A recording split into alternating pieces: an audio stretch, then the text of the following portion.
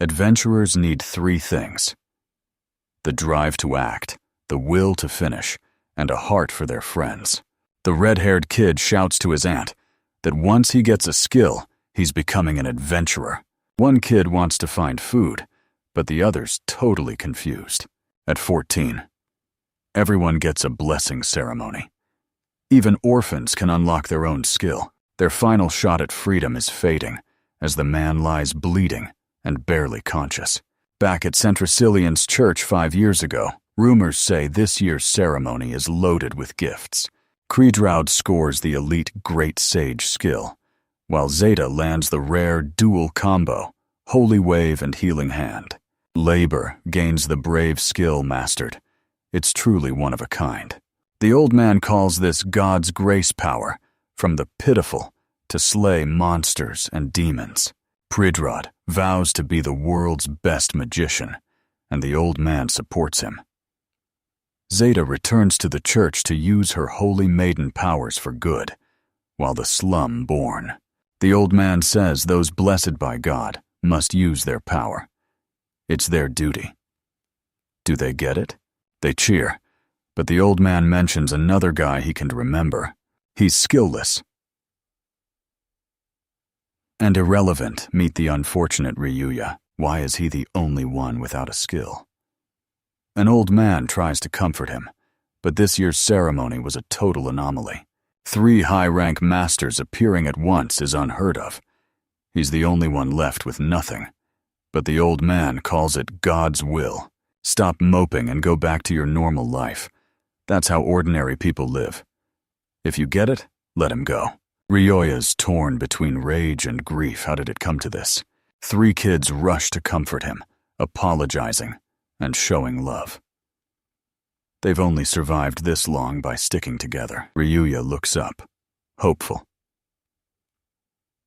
Everything's different now. These skills will make them legends. Zeta bids him an unforgettable farewell, while Lieber wishes him luck scavenging trash alone. They leave, debating Zeta's ruthlessness. Politeness is the key to success now. Is she actually practicing? Laughter rings out as someone yanks his hair. The old man snaps. I told you to leave. The weak only find virtue through submission. The old man offers advice, a classic tale for the untalented. Is leveling up even worth it without skills? He shuts it down, calling it pure idiocy to think you can grind monsters and level up without any skills. They toss him into the street. Being ordinary isn't a sin, but rushing into the forest to get eaten by demons is just pure stupidity.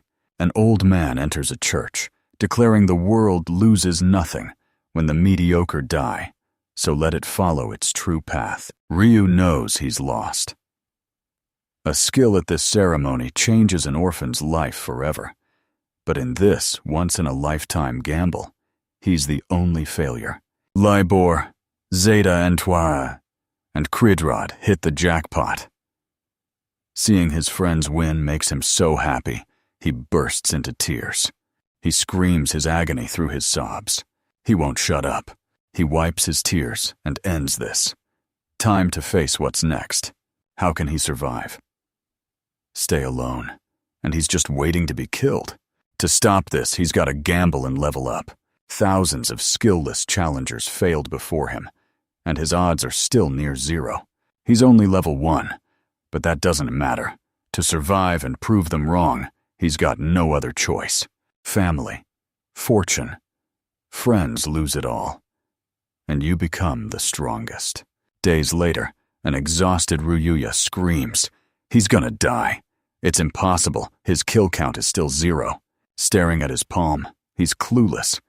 Even the weak-horned hair guy trashed him. Now he's bleeding and terrified. Every day he's running, racking up scratches and bites. No major wounds yet, but he's headed for a brutal end. Was it all for nothing? Weaklings trying to level up just get slaughtered? Turns out, a normal life is a death sentence. Reality crushes the delusional level 1. No skills, and no allies. Death is the only thing waiting at the end. If he doesn't return now, he's finished. Death is inevitable, so he stops overthinking and charges ahead. Deep in the forest, he finds a blue dragon. Even he knew the dragon's terror. Legends say it slaughters top adventurers in a blink and levels entire cities. Trembling, he realizes he's dead and panics until a voice suddenly speaks. A voice claims heaven sent him to this strange fate. Ryuya suspects it's the dragon. They claim he's no dragon, but a snake dragon. Ryuya refuses to believe it. Fate and heaven's will have united them. Now the dragon asks for his wish. Ryuya ignores the dragon's talk of fate and heaven. He's convinced the beast is just plotting his murder. The dragon warns that nothing is free. He must seize his wish with his own hands, because neither gods nor men will help until he truly reaches for it. He asks again, what does he want? Hiro asks again. Ryuya calls it nonsense. The gods ignored his pleas for a skill, so can this snake dragon actually deliver? Clenching his fist, he demands power so absolute he won to need God's missing skill, then asks the dragon serpent to grant it. The dragon snake laughs, confirming that force is possible. Heaven and earth won to give him a thing. He must seize his desires and feed them himself. He'll take it all, wanted or not. Ryuya questions the truth. He claims it's heaven's will and offers a quick explanation. Blue dragon snake Umonanushi beats him to exhaustion in a brutal training regime, but he confidently claims he understands. 5 years later, Ryuya slammed into the dirt breaks over. Ryuya asks for a repeat, but the teacher cuts him off and tells him to check his status. Meet Ryuya, level 8,347,917 0 skills. But his stats are God tier 27 million strength, 28 million speed. Ryuya claims he's talentless, but keeps training. The dragon warns him. Humans never pass level 99. He asks if the dragon's serious. It confirms, was it the serpent dragon? The dragon simply calls it fate. The snake dragon's maxed at level 10 million. They've hit their peak, so it's time to stop here. Ryo stares at his palm. Still, he sought raw power to replace his lack of skill. Is he finally reaching his ideal?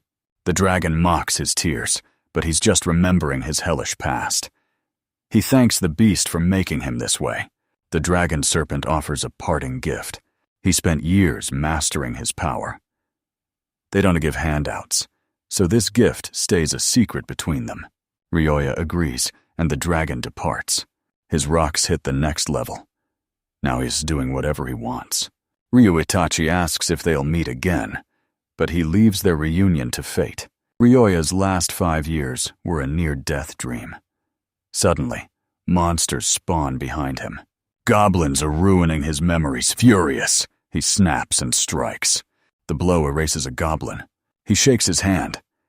It failed because he pulverized the body again, yet the goblin still refuses to run. Goblins cleared. What's his next move? He didn't just level up his body, he purged his soul of every grudge and bit of hate. He craved power to mock the friends who betrayed him, but after training, that spite just vanished. He risked his life too many times now. He can't keep this up anymore. He brings back the plan, betting he can survive on easy quests, even without his skills. He leaps off a cliff, determined to become an adventurer. He lands and walks the riverbank until thugs block him, laughing that it's dangerous to be alone.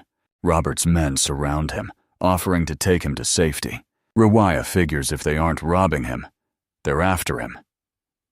He asks if they're kidnappers, but they're insulted, claiming they're just friendly. Wild. He needs better dabo skills to cash in with the merchant, and his partner thinks the plan is perfect. If he wants to live, he'll obey. They're selling him for a fortune, so he should be thrilled he's worth so much. Revia claims he's skillless, so selling him won't fetch a decent price. Lying is useless against the merchant's appraisal skill. They'll settle for a low price anyway. Ryuyek says it's hopeless. He asks if he's accepted being broke, and the guy admits he has. Ryuya sends the man flying with one hit, and the bandits panic. They scream. He killed him. Bare-handed, watch out. He's still dangerous. His HS skill is perfect for ambushes, but since he's no longer a commodity, they're taking him out. A comrade is dead, but the high-tier loot matters more. Ryuya calls them total freaks. They swarm him and get slaughtered. The lone survivor begs for mercy, but Ryuya knows they'll just kill again. They've done enough. Ryo isn't heartless, but dragging a killer through the wild for days is a waste of time. Better to just end him. Another guy confronts Ryuya for the massacre. Ryuya turns, hearing how insane his skill really is. Thinks Jack is the leader, and says he, the other guy, has no skill. Usually. In these recaps, Jack is the MC, or a main character. Jock transforms, revealing his own 10 strength buff, and demanding a power test. Ryuya just asks if he's even listening. Ryuya asks why a chosen one is robbing mountains. Jock's response. So what? Rewi says power is for others, but he uses his own skills selfishly. He lashes out, mocks his intelligence, and accepts the challenge to see who's stronger. Raya one-hands a massive stone, terrifying the jock. Ryuya calls him a thief, aiming a rock. He screams as the rock crushes the jock. Ryuya looks up and spots someone. He lunges at the man, demanding to know if he's the merchant behind the robbers. The guy shakes in terror. Zuko with Rhea asks if they are bodyguards. He says no. They just met on the road during a delivery. Wait. Looking at the Ryuya shuts the shop, but the merchant refuses to accept it. He drops to his knees, begging for mercy and praising Ryuya's power. Under this new leader, his skills might finally. Ryuya's stunned. The merchant offers triple pay for his skills, far more than those slackers. Ryuya asks, is he really becoming an accomplice? The merchant pivots, calling the trade a legit business. It's about giving customers what they want, and since she's ranked 16th, he'll accept payment other than cash. Ryuya listens stone-faced as the merchant laughs, claiming anyone from girls to men can pay for the good of the world. A second later, blood sprays. And he's dead. He storms the dealer's car, warning anyone inside to run. He finds a girl in chains. Is she another victim? In Simonora, Centicilian's fashion hub, they call her Madame, and offer everything from basics to party wear, vowing to fulfill any order. She's rocking pajama vibes today, but she's trembling and totally lost.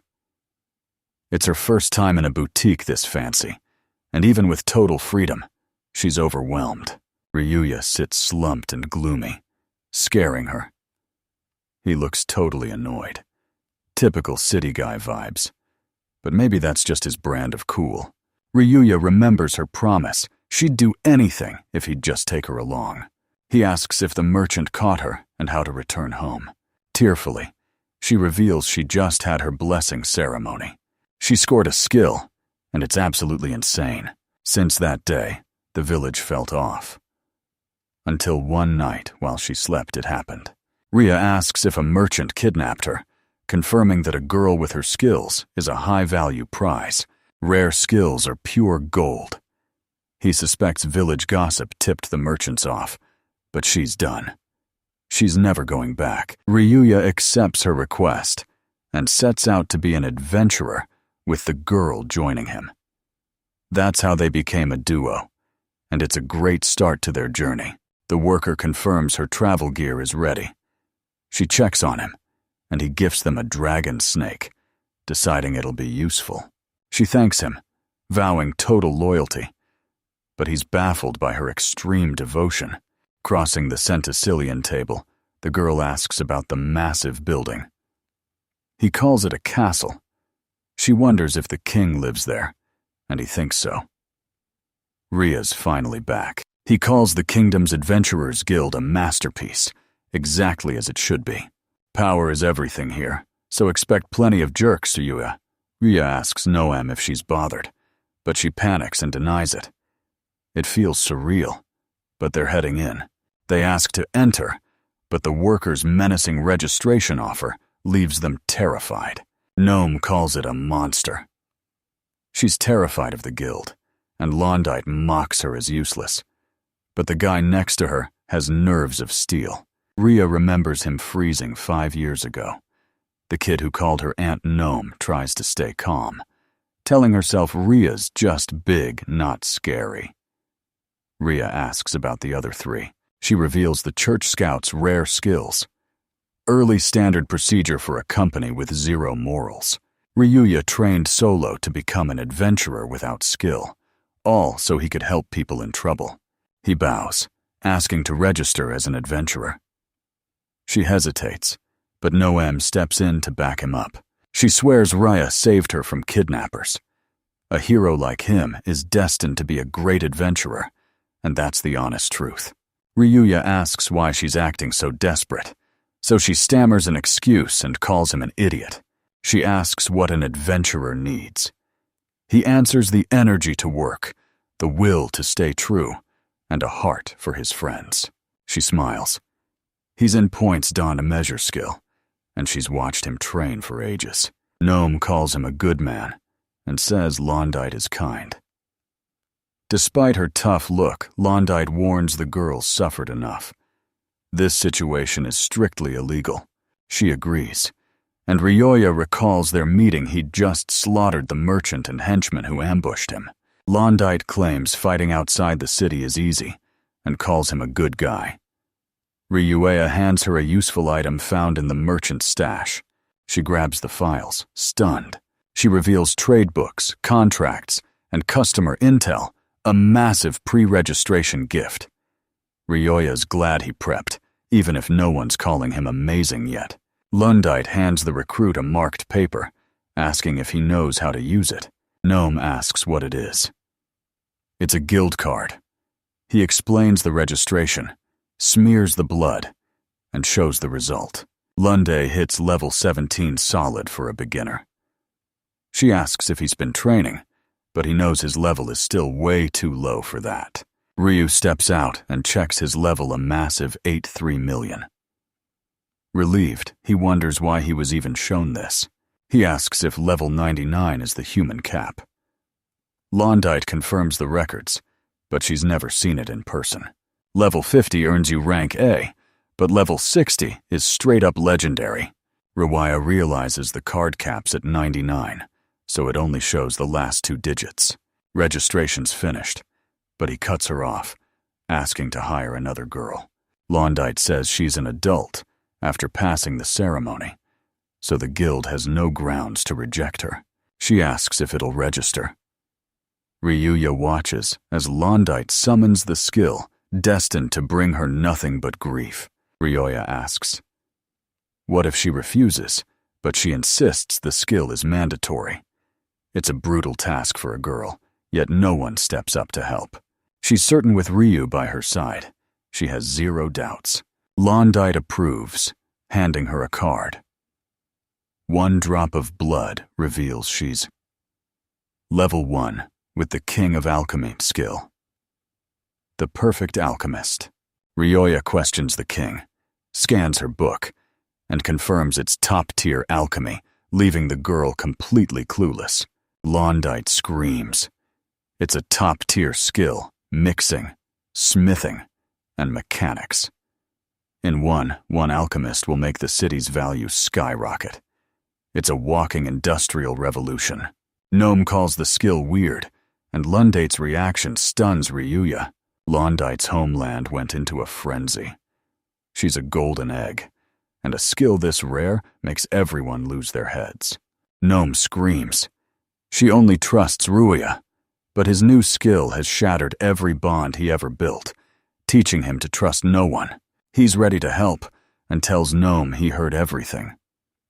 She smiles and heads back. Everyone wants her to join with Mishao's ghost hand. They'd hit B rank instantly. Treat her right, and she's a cutie. You can spawn phantoms 24/7. It's the perfect deal. Ryuya protects her, then kicks her out. She wants him alone. End of discussion. They scream at him to shut up, calling him trash, and warning him not to flex against the ghostly hands. Londite claims self-defense 40 minutes later at the Courant Plains. She's fallen for him again, admitting he put up a hell of a fight. Ryoya admits he messed up, and nobody's surprised Andi tells him to relax. That Rod is getting erased soon. She shifts focus to recruit training herb gathering. Silence. She screams for an answer, forcing the two to shout back their agreement. Londite calls Gnome a newborn pink baby, says cooing is good, and makes her repeat it until she coos. Londite asks Ryuya if he's happy, vowing to beat the adventurer life into them. Without mercy. He screams back that he is. She warns them slack off, and she'll stuff them with black algae, like the waste in their bodies. Training starts now. Londite warns the time limit makes even pros fail, but Ryuya's already finished. She's stunned he's right. He credits mountain training, and Londite calls him a wild child. Nobody says she's finished. She's stunned. She identifies a legendary herb, but how'd she find it in this wasteland? Ryuya doubts her alchemy skills, but she claims she just spotted it by pure luck. She praises Ryu for being a beast even without skills, but he awkwardly claims she's overreacting. Londite announces the herb harvest is finished early. The group asks to leave, but she orders a territory inspection instead. This land has a forbidden zone. She's taking them there during training, so these future adventurers never forget it. Londite's trembling as a strange mist appears. Rewaya senses something massive ahead. Londite warns one wrong turn, and they're dead. The Centicillian Guild marked this area strictly off-limits. The zone of evil spirits. Who's waiting for them? Londite says the clergy's barriers are barely holding. Spirits have seized half the land. Enter, and they'll drive you to your death. They've entered the Forbidden Zone. Londite's asked, are they finally past the barrier? Londite seizes the chance to flex his hearing enhancement, catching every distant whisper. Even silent spirits can hide from his ears. Ruea calls the skill passive. Gnome asks why it isn't offensive, and she's annoyed it's even a skill. He's saved her from certain death multiple times. Adventurers know how to dodge danger. Gnome calls her a true guild master, but Londite signals for silence. She hears something, a dark monster is flying straight for them. Ruya hears it, and they panic. Londite yells, "It's Legion." A sinister class, immune to physical attacks, they bolt. Gnome notices as Londite screams for him to hurry. Ryoya turns back, trusting her with Gnome.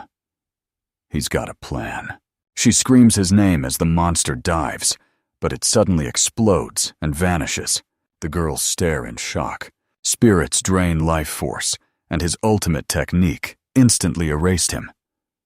The girls cheer that he defies physics, while Londite questions his secret skills. Ryu realizes the danger is far worse than anyone imagined. He warns Londite he's coming, but she's clueless. Ryuea vows to purge every spirit on this plane, but Londite's stunned. It's a 3-day trek through lethal miasma. 35 minutes later, a castle looms in the miasma. Londite questions how it survives the fog, while Ryuea asks why they followed him. She says it's just the guildmaster. Gnome vows to stay forever. They warn Ryu of the legions, but he wipes them out instantly. In the top-floor throne room, Ryu easily smashes the walls. No wonder she never gets visitors. Ruya questions the Spirit Queen as Londite hides, calling her a pale freak. The boss snaps, offended to be compared to common perfumes. She claims to be a supreme world ruler, one of the 18 devilish spirits. Meet Abinion. Ryuya tells her to vanish. She grumbles, but he reveals her miasma is a magnet for local evil spirits. He demands she leave the city to stop being a nuisance. No one agrees, but Ryoya insists a higher being like her can easily handle it. She disagrees, saying she settled here because she liked it, then asks if they do the same. Yeah, sure. They re-weak and short-lived, but you should still swallow your pride and give in. Final polish, Ryoya retorts. They lack her lifespan. Binyan counters their arrogance with an ancient, unbreakable law. The weak obey the strong. She says the weak beg for mercy or die. Ryoja knows negotiations have hit their limit. If he's stronger, she submits. Ambinian asks if he understands the stakes. His ignorance and vanity deserve death. She'll kill him slowly, making him feel the torment of hell. The girls panic. Ruyo's hunting the spirit boss. Forget the talk. 10 years of experience says this is on a whole different level. Ambinian speaks, and they freeze in terror. She points, promising to spare them and let them return to the city. But they don't understand her. The boss vows to spread the word of his tragic end, singing his tale as a warning to others. Ryuya knew she'd leave no survivors, calling her kind. The boss claims it's just efficiency, but he's in way over his head. Ryuya claims she's sparing her because she's biased. She actually likes her. She blushes and screams, demanding to know his game. Flattery won to work. It's totally useless. Ryue won to kill her until she surrenders, but she still finds it repulsive. Raging that no one ever cared, Rueye's taunts push her over the edge. Before she dies, she vows to school him on the world's true nature, and she explains the 3 tiers of higher beings, revealing she's one of only 18 elite devil spirits. Ruyo reminds her she already said this, but she snaps that he doesn't. She reveals the records. The level cap is 99. No matter how hard you grind, you'll never break it. What a pity. Ruea asks for an update. She loves the question, vowing to pluck every leaf to drive them into total despair. She shows demons max at 999, devils at 9,999, and spirits at 9, then flexes her own level 59,845. Her level tops 10,000, and no one's surprised Wondite knows the city is finished. But Ambidian expected this exact reaction. She checks on Ryuya, but he hasn't even noticed his dwarfism yet. He forces Ambinian into darkness, her devilish body evaporating as she screams at his massive life energy. Londite sees her pale face. Did it work? Relia knows she's basically an evil spirit. Life force will neutralize her. Ambinian's stunned. She can't see his info, not even his level. Ruia's level is a massive 8,347,917. She's stunned. The girls are baffled, and they ask for a repeat. He says it again. He has 8 million. The boss hits her knees, screaming surrender. She admits she was stupid and begs for her life. Make it even faster. Ria asks if she believes him. She does, calling him Majesty. She admits. His superior power is bone-chilling. She apologizes for the interruption and asks if he's seen a giant snake or some strange phenomenon. He mentions the dragon snake, stunning her. She asks if they're breaking universal laws to escape, while Ryuya demands an explanation. Beyond Earth's 3 higher beings lie the 8 snake dragons, 4 dimensions, and 2 poles, otherworldly entities dwelling in an unreachable realm. Every few centuries they arrive and flip the world upside down. Ruia finally gets it. Calling him Majesty, the dragon serpent's chosen, she begs forgiveness for her rudeness and vows to do whatever it takes. Rivia twitches, claiming she should die, then asks if he's scared it was all a joke. Peace returns, but the ride back is a total interrogation. Londite finally accepts his insane level, and Noon admits she knew he was amazing all along. She's a puppet, but Ryu's strength wasn't effortless. He was driven by a crushing inferiority complex, using pure envy and frustration to fuel his training. Ryuea still calls herself talentless. He's stronger now, but his power has a ceiling. He relies on experts like her and asks for her help. She beams, happily agrees to help, and thanks him for his incredible character. Ruia spots the spirit boss and asks why she hasn't moved. She claims the castle is already gone, and Lundate confirms it's vanished. Ambien reveals the phantom castle is part of her. Ryoya's impressed, but he warns her to back off. Ambien flies him away, glancing back one last time. She screams she's following the king everywhere, but the other girls play dumb when he calls them out. Ambinians warns evil spirits are coming, but shutting the tap fixes everything. Argument over. She wins. They question her look, but Binion explains her miasma tuning grants free flight and near invisibility. She ignores their questions, demanding a victory march, but Ryasha senses the source of their trouble is saying something else. Ruia questions this triumphant return, but Ambinion insists their master-servant oath demands a gift. He looks up as she nears. No one shuts her eyes, and Londite screams, "What the hell are you doing?" It doesn't realize she's a ghost. Can it even touch her?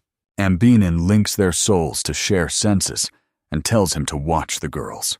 Reading stronger foes is impossible, but he sees through everyone.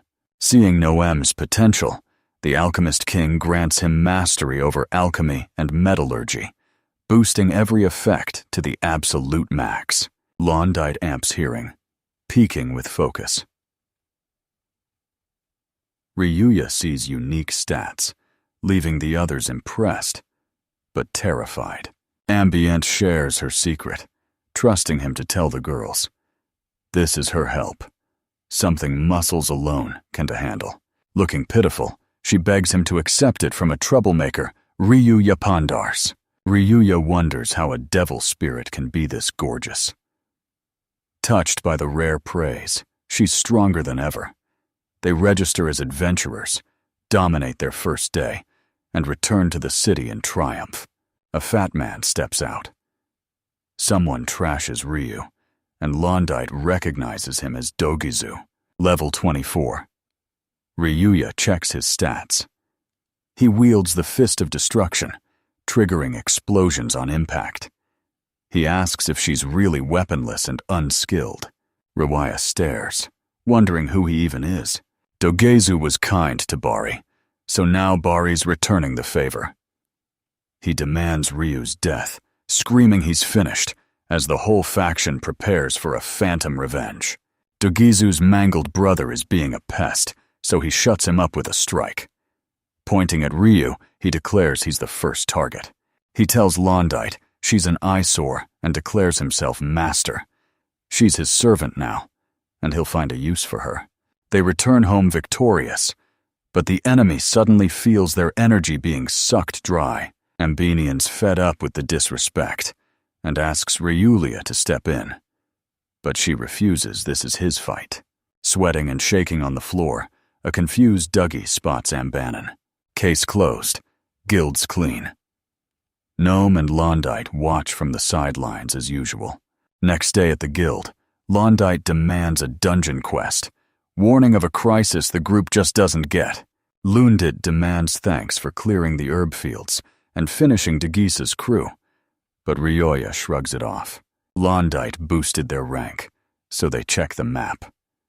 Ryoya spots a 2-rank jump not bad, says Ambinian. Londite immediately apologizes to Gnome for the low level, but her skill can easily hit C or B rank. She panics, insisting Ryuya did more. Ambinian is touched, calling her adorable and modest. Lundite warns the boys ranking up this fast. With her help, puts them in a dangerous spot. Ruea asks the problem. Ambinian warns their abilities make it even worse. Londite cuts in, shouting, "It's true. The elites will either recruit them or crush them.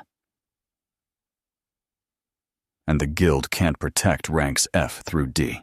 Ambinian warns the church, palace, and academy all want to use them, and the list is endless. They need guts to stop being pawns. Ryu only has his fists, but if he gets serious, it's war. Power isn't evil, but it's for peace, not greed. Meanwhile, Lundite flexes her knowledge to Ambignon. Ryuya suddenly gets it. They need to grind tasks to rank up, while Lundite offers a personal recommendation as backup. 43 minutes later, they reach Centisillion's dungeon gates.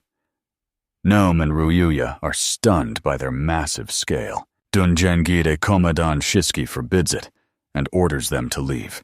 Level 17, D rank, and 0 skills. She calls him blind and stupid, trashing his guild's logic. He mentions a recommendation letter. She demands it, and a terrified Noam cowers in the back. Reading the letter, she's stunned. Her sister claims these two are strong enough to handle everything, and she finally believes it. Inside the dungeon, Noam screams for Ryu. Gnome's only level 3 and terrified, just as he thought. He tells her to stick close. She's focused on the requested materials instead. He asks if it's true, and she confirms. The guide snaps and shuts them up, threatening to ditch them. This isn't a date. Ryuya asks if strong skills mean more dungeon opportunities, and she confirms it's a given. She rants that effort is useless because skills decide on everything. Strong users live better and level up faster. It's a rigged system. Ryuya knows she's right, and every unlucky soul would agree. They've reached the miscanthus root. Nobody questions its rare habitat. But as she moves to grab it, a woman warns her it's a trap. That root is the monster's body. Step inside, and it'll snare you to suck every drop of blood. She suggests ground-piercing strikes, or just torching the whole place. Ryuya grabs it, and asks if this is the one. She warns him to flee if danger strikes, so Ryu yanks it out fast. She's stunned. She's never seen a miscanthus root this massive. Kanta's dragon root is a secret with a sub. 1 drop rate. Ryuya asks if she knows him, and she thinks she does. Using her alchemy lord appraisal skill, she's scoring high-quality ingredients just like in the tutorial quest. Next mission. Find Kiki's horn. As it roars, she warns this beast shreds armor like paper. Ryuya rips the monster's horns out. Is this for real? She's stunned. She's never seen anything like it. Ryuya asks what it is, and she reveals the Kiki blade, the ultimate material for armor and alchemy. She asks if it's another rare drop. Confirmed. They praise the Lord of Alchemy. Ryuya reveals this ingredient is even rarer than their target, and it's the last one left.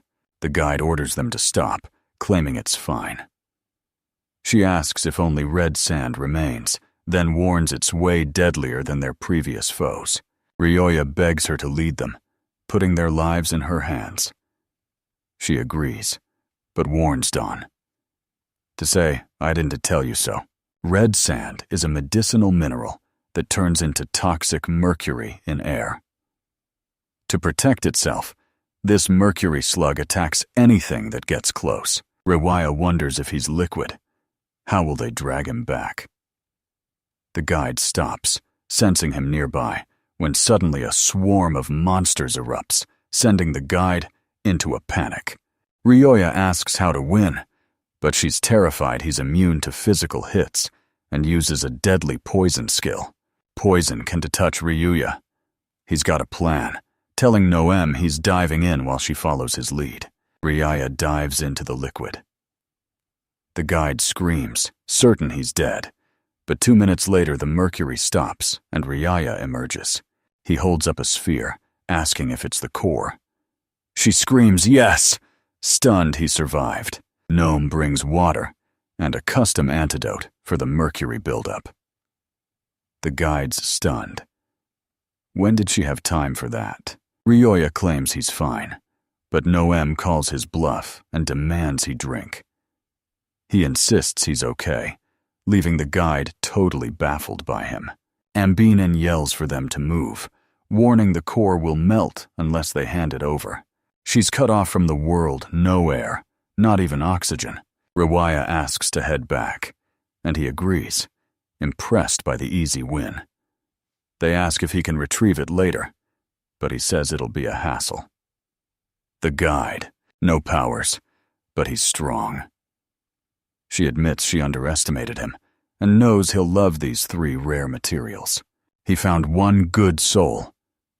She chases them, begging not to be left behind. A week later, Londite's stunned. They're already finished, annoyed. She sends them to meet the artisan guild head, Senjui. Ruya asks about the craftsman's guild, while Senjui gawks at their loot.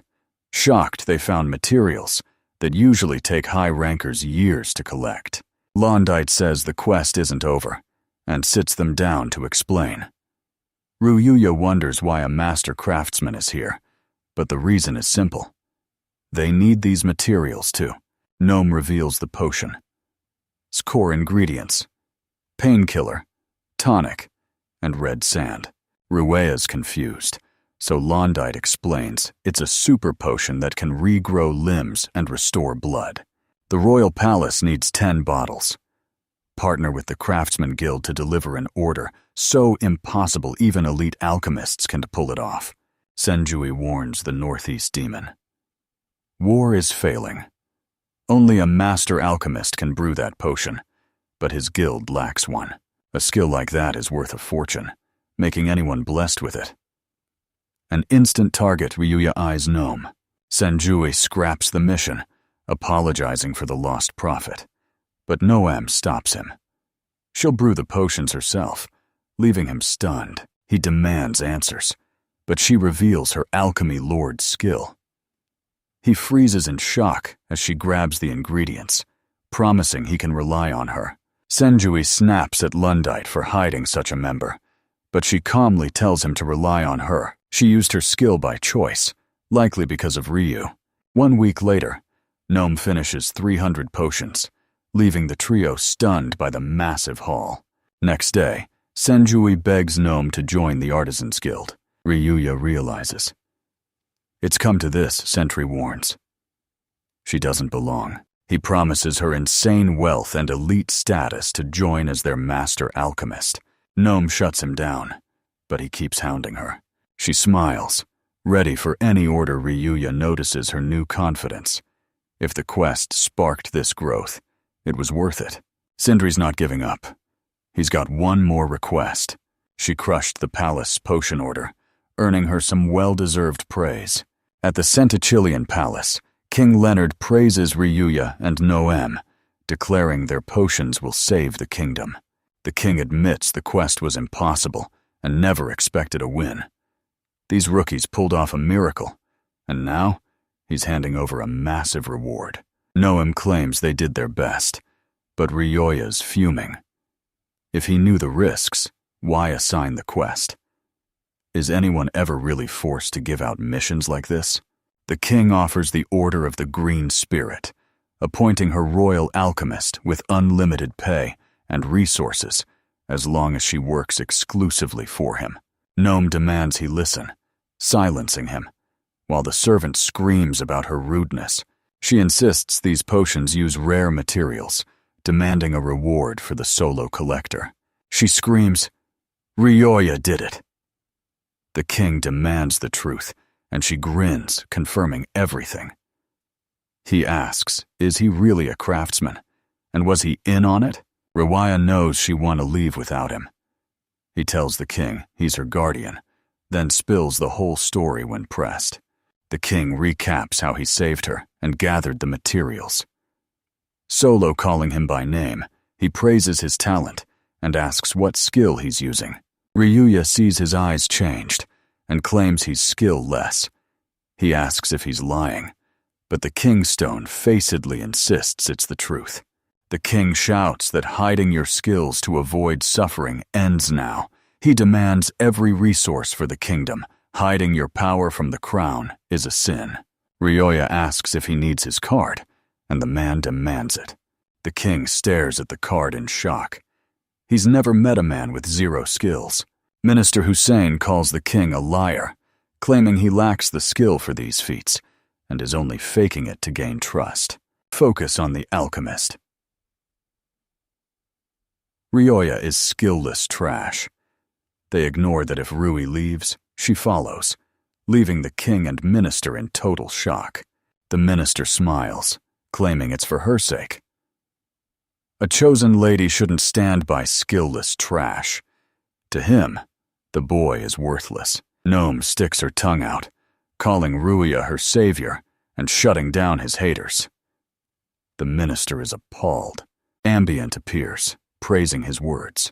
She orders the king and minister to praise her master or suffer. She planned to level the kingdom, but now she'll just settle for the court. The minister screams, demanding to know who the pale woman is. As the king cowers, Ambinian asks Rui for permission, but he panics and refuses. The minister orders the ghost seized. Forward orders a standstill to avoid a fight. But Ambient mocks them, as small fry thousands are no match for her. The king asks about the servant he met her, and she's already in love. Ambinian reveals she's Current, queen of Earth's evil spirits, serving King Ryuya. Shocked, they ask if he really beat that disaster, but he just shrugs. The king praises his feat until the minister warns it's all a lie. He calls the ghost a liar, working with the skill-less Rulia, then tells him to face facts. Can he even kill a monster like that? Ambinian mocks the minister's bald, empty head, leaving Gnome and Ryuya stunned by her bluntness. Ambinian alone sees the king's true power trained by a dragon. His level tops 8 million. The king's jaw drops at the level, but the smug minister scoffs, calling it a fake number only a kid would invent. Ambinian mocks his pathetic human logic, slaps his bald head, and reveals he's powered by a level 10 million great dragon. Ambinian flies in, mocking the idiots she enlightened. Gnome calls her a good girl, and she gleefully begs for more praise. The king summons Lesledza. The minister is stunned, but the king's intrigued by his high level and demands to see that power firsthand. Lesledza, a noble patriot and future general, challenges him to a duel, and he confidently accepts. The knight of Lesledza armors up, questioning if his foe is even an adventurer. What nonsense. Ryuya scans her stats. A level 31. Holy Knight, age 21. She deals holy damage and gains 20 strength for every subordinate she leads.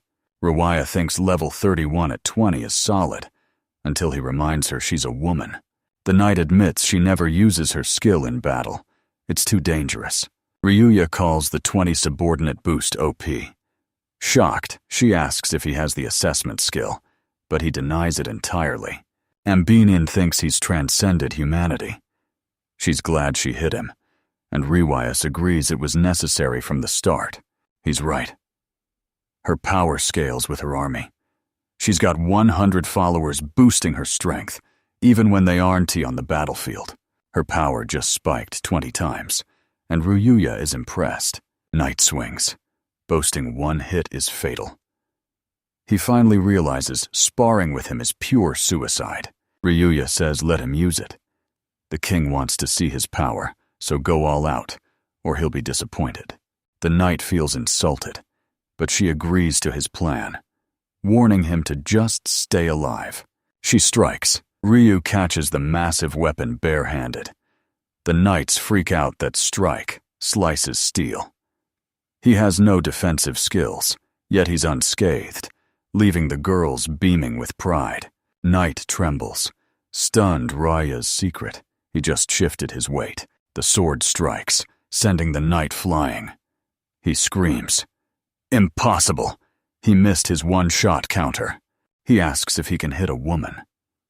Stunned, the knight asks if she is one, while Ryoya asks if she isn't to. The king halts the duel, shouting, enough. He acknowledges the boy's power and admits he was right. Binyan screams the Lord is the strongest, and the king finally makes his choice. The king silences the minister and asks Ryoya if he can pull off the impossible again. Ringleaders down. Send a minion for the small fry and the rubrum. Case is closed until a sudden shout warns it's too early. Demons are invading, and he calls on the hero to fulfill his duty and save the kingdom. Over 72 demon types exist, ranked from soldier to demon king, with a level cap of 999. Humans can handle soldier or knight ranks, but high tiers are untouchable. The swamp demon's done waiting. It's time to hear humans scream again. Demons swarm humanity. Only unity can save them, as Ryoya leads the final charge. One fist is all you need. Zero skill. Pure power. Hours later, northeast Centaquilia, at the front, the knight stares at the bodies in shock. It's a total bloodbath. 6,000 men on the front, and 1,000 in reserve. But they're still getting crushed. Knight asks the general if the potion arrived. The commander confirms the delivery, right in front of his assistant. He finishes, declaring everything's used up. The knight is shocked. The demon assault turned savage. Forcing the commander to burn in every potion, he begs for forgiveness. Ryuya laments their pathetic state, screaming for the bloodbath to end, as the knight trembles. She vows to sever the demon's hand, but Ambinion mocks her. Doesn't she know he can just regrow it? No one clears the crowd. She starts treating the wounded. Gnome orders Ambinion to grab everything and starts prepping potions. Armed with the king's supplies, she brews more potions, stunning the senior commander. She claims she's got this as the master of alchemy, leaving the knights and soldiers staring in awe. Gnome barks orders, prioritizing the wounded for potions. They thank her for saving them. Hope replaces despair. Shouts erupt to save the dying. Burst. Everyone has a chance. Light returns to their eyes. Ambinin calls Noem brave for using it as storage, noting it reminds her of someone Ryue adds, that Londite said the same thing. Ruea wants to help. He asks Abinion. She draws energy out, but can she pump it back in? The wounded stare at the mysterious fog, absorbing its energy. The doctor screams. They're recovering. Is this real healing? Abinion burns his life force to boost their healing. Ruia asks if the carry is necessary, but she says there's no choice. First, cure everyone to keep the body count low. An hour later, they're thanked for saving thousands. The knight bows, promising the king will hear of their incredible feat. She unmasks, stunning the knights as they question if she's truly worth it. Abinion hid her face, thinking she was ugly. But just look at this beauty. The knight saved the soldiers and unmasks to show them proper respect. The knight demands a report. The demons are retreating, but it's just a game before the next strike. Are they mocking us? She asks, then relays the king's orders to thee. They open the paper and freeze. The knight is finally Commander-in-Chief, and he reminds Raya he hasn't forgotten her skills. Her skill, Sessei Hitokuzane, gains 20 power per subordinate, and there's no limit. 7,000 soldiers fuel her strength, their ultimate trump card. But the commander hesitates. Can her body survive the strain? 7,000 soldiers will spike their power. He goes silent, but his son claims it'll jump 1,400 times. He warns the skill's recoil could shatter her body, but she's ready to risk it all. He's a knight sworn to the kingdom, and he'll gladly die to stop any threat. It's her call. Emergency use only. Besides, Ryuya and Gnome saved everyone. She vows they won't die here. Rewaya craves the danger. The knight warns them to find cover before she strikes. They only get one shot, and everyone's terrified. The commander and soldiers weep at her resolve and sacrifice for the kingdom. Ryoya raises his hand, begging for forgiveness. He respects her plan, but wanna join. The knight tells him he's already saved enough lives. Ryo volunteers to go, leaving the group too stunned to even question him. Standing behind her, Ryuya confirms the plan. She'll use her skill while he tanks the damage. She knows he's dead serious. The commander senses trouble, but the soldier spots Mr. Ryoya if he's here. It's serious, and the squad agrees. The knight asks if his body can handle the strain, but Ryoya's ready to die for a beautiful girl. She demands answers. He tells her to ignore it, so she ignores him instead. Ryo's backing her, but that blade carries the resolve of 7,000 soldiers. They bet their lives to power her up. No losses today. Her skill guarantees the win. Ryoya insists she's the lead. The king personally requested it, handing her a secret letter and swearing her to silence all behind his back. The knight asks for the king, but Ryoya points to the shaking ground. They're already stomping their way here. A demon army ambushes the group from above. A Binyan shouts the count 30,000 strong. The demon chief cackles, mocking their deaths while amassing a massive army. He screams for them to watch as they flutter and die. The knight reveals the true face of demons. Ryoya mocks his annoying voice, and he screams back that they're pathetic insects. Bunyan summons the chief demon. A Viscount Deprivation is disappointed by the low rank.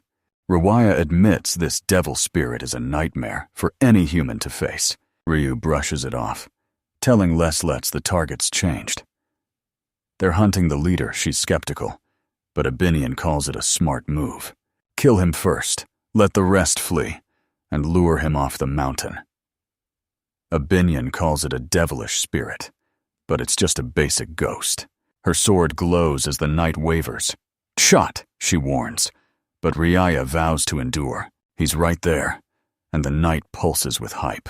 Ryoya shouts the command. Let fate take its course. They blitz the army, a massive blast blinding the world. The demons are completely stunned. Soldiers reel from the blast. Classic work by the praiseless Lesda. The knight's coughing in agony as Raya checks if she's alive. The recoil from hitting the main army wrecked her body, and she's got nothing left for a second shot. Rias calls it normal. The knight opens his eyes. Ryua calls Gnome and forces her to chug the potion until she chokes. Knight stands up, stunned to be fully healed. Gnome reveals a box. She's got plenty more. Ryuya yanks her hand, warning her to brace for the second blow. She stands, stunned. Panicking, she tells him to stay put. Even if her bones mend, spamming this skill is pure agony. Ruea orders her to prep for strike 2, but she claims he ignored it. She stands and swings, then collapses again, screaming in agony. She gulps another dose. Ryuya's impressed time for a third strike. Strike, fall, potion. Repeat. She's stuck in an endless cycle. Ambidian can wipe out all 30,000 demons instantly. She asks again. Why bother? He calls it a human fight, not hers. But her power let the army crush the demons. Suddenly, a hand goes up. Ryuya calls it quits. The enraged Viscount demands to know his skill, but Ryuya reveals the survivor escaped. The demon calls them vile, annoyed by their skills. Ryuya asks if he's running, but the demon just calls him a bug and says he's in a great mood. He leaps, shouting that the fun isn't over. Killing is the ultimate entertainment. He lands beside Ryuya to challenge him, and Ryuya's ready to entertain. The demon mocks Ryu's stupidity, giving the crowd what they wanted. A promise of a miserable death. The Viscount asks if he's easier to kill than 30,000 demons, mocking his pathetic ignorance and vowing to watch these lesser beings rot in hell. Ryuya scans his stats, revealing the true power of a demon title. High level and loaded with skills, Benyon is a nightmare for any normal human. Bunyan brags. He could kill them all, bare-handed, leaving nothing behind. He thinks those demons were necessary. They're finished. He doesn't realize he and his crew are just playthings. Ryuya calls him talkative. Benyon snaps, vowing he'll die first as he unleashes a deadly acid mist. Soldiers scream to retreat from the deadly threat, but Benjis yells that this is a demon's true, multi-ability power. He screams about the massive power gap, calling them pathetic and demanding they quit. while Ryuya pushes through the blinding fog. If the fog stays, his men get hurt, and he'll have to step in. He tells Bunyan the plan is set. A massive blast leaves the demon stunned. He screams, "What's this white fog?" His acid fog blocked. Impossible. Not with his power. Ambinian interrupts, asking if he's really stronger than the devil's spirit. She highly doubts it. She sneers at Bunyan, calling him a demon. He shakes in terror, confused by her dark spirit.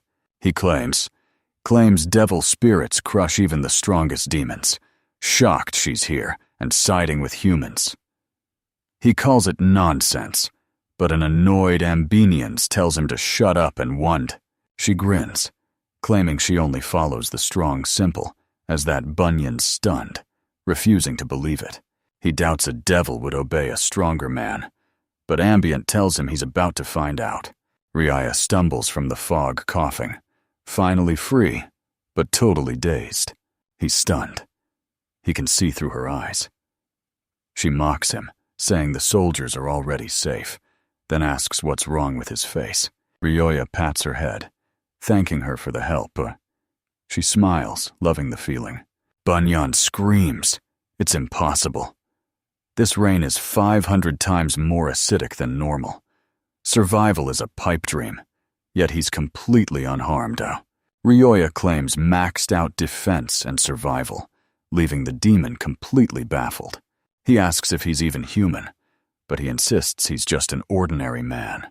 He asks if the demon knows he hates killing, but the monster views humans as trash. Bunyan just asks, "So what?" Ryuya flashes right into the demon's face, declaring he's going to kill him. Ryuja's punch sends him reeling, half his head scorched. Bunyan fumes, stuttering death threats, and flexing his insane regeneration. Ryuya keeps striking, searching for an opening, but the demon knows it's useless. He has plenty of time to regenerate. Fearing he'll vanish as a nobody, Ryuya gets praised for his work and credits Ambinian for the success. The sky glows as soldiers spot the lady and Ryuya returning. Ryuya carries the knight, declaring victory. Soldiers cheer for the lady's return as the gates swing open. The knight calls Ryu. He turns, but she demands he let go. She's too embarrassed to be held. Ryuya warns her to take it easy, but Binyan and Nohime agree. Being carried by him would be pure heaven. Ryuya tells her to listen to Abinian. She's game, but he snaps that he's dead serious. Hours later, Santakilian's triumphal street erupts as the heroes return. Ryuya asks if it's overkill, but the knight scoffs. They just crushed the demon army. Of course they're hyped. Crowds roar for the king and kingdom, celebrating a massive victory.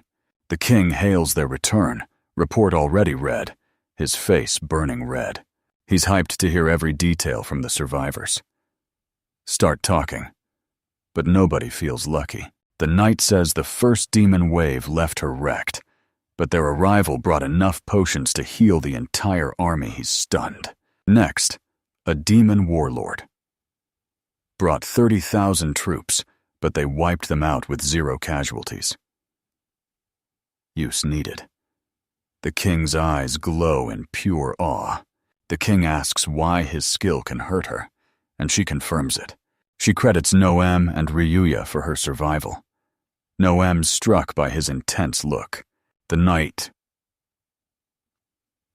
credits Ryuya for the victory, demanding he receive the highest reward. The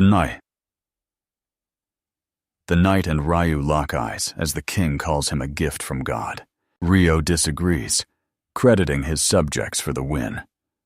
Tearing up, the king asks why he doesn't just make them all aristocrats. The minister objects, claiming a skill less commoner can to be a noble, but the king snaps, fed up with his whining, as Ryuya and Nome freeze in fear. The minister claims his gratitude is plenty for commoners. Honestly, it's more than they deserve. The king glares, mocking his big words. He bellows to the crowd, Ryuya saved the kingdom, doing the king's own duty. This title is just the start of his rewards. The king tables the house name, asking Ryoya to join the nobility. When Ryoya hesitates, the king insists he likes him and wants him to stay. The king is begging, and Ryuya is baffled. With the knight staring him down too, he can say no. The minister yells to slow down. The Night King snaps, asking what's wrong now, while Rhea thinks he's way too loud. The minister stalls his decision to greet a VIP, the mystery guest, a hero. Ryoya's clueless, shocking the knight, she explains. The church hand picks the heroes. The church hand picks the strongest, drafting them into an elite squad of loyal holy warriors. Church pawns, just like Lundite warned. Ryuya sees the knight's burning hatred. But why? Libra arrives to save the kingdom.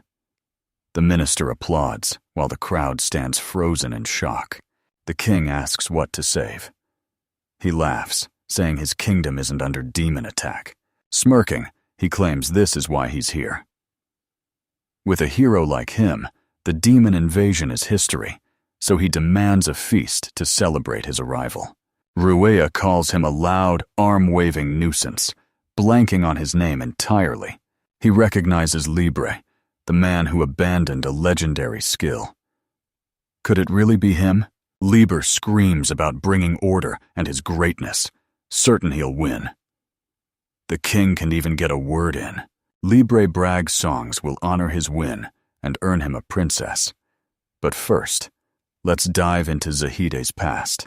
Rhea calls out, but he snaps, demanding to know who she is and why she's using his name. Ryoya reveals his identity, but the other guy is clueless until a memory sparks. Is it really him?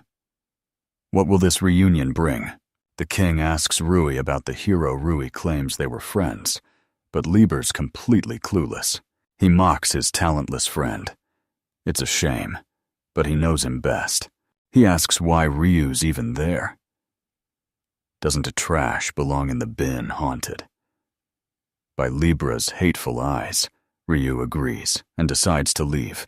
Unable to shake that look of pure, Liber demands they get to business, but the king is clueless.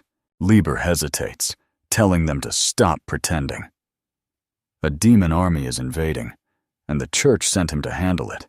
The king declares elite priests and heroes must fight the demons and seek aid, Zieber agrees.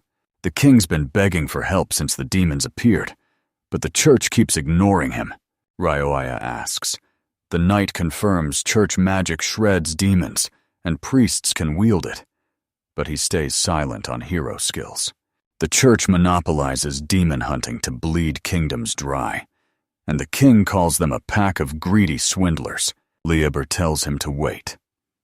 The church is busy with other kingdoms, and the king slams the table. They have their own priorities, too. Delay means death.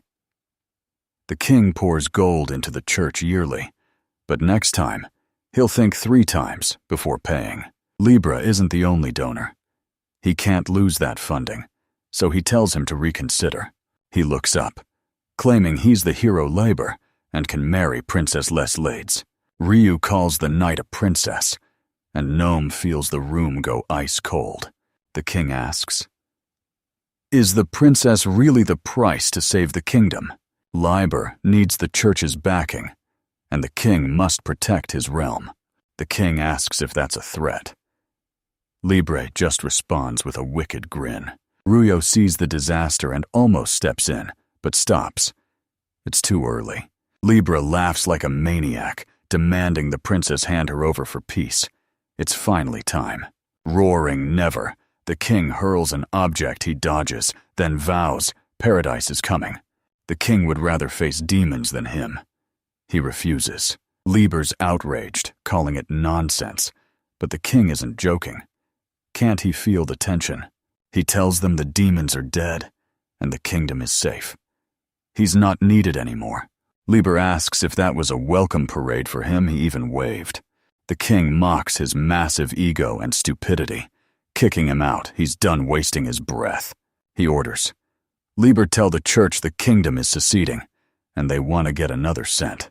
Ryuius is livid, the knight mirroring his rage.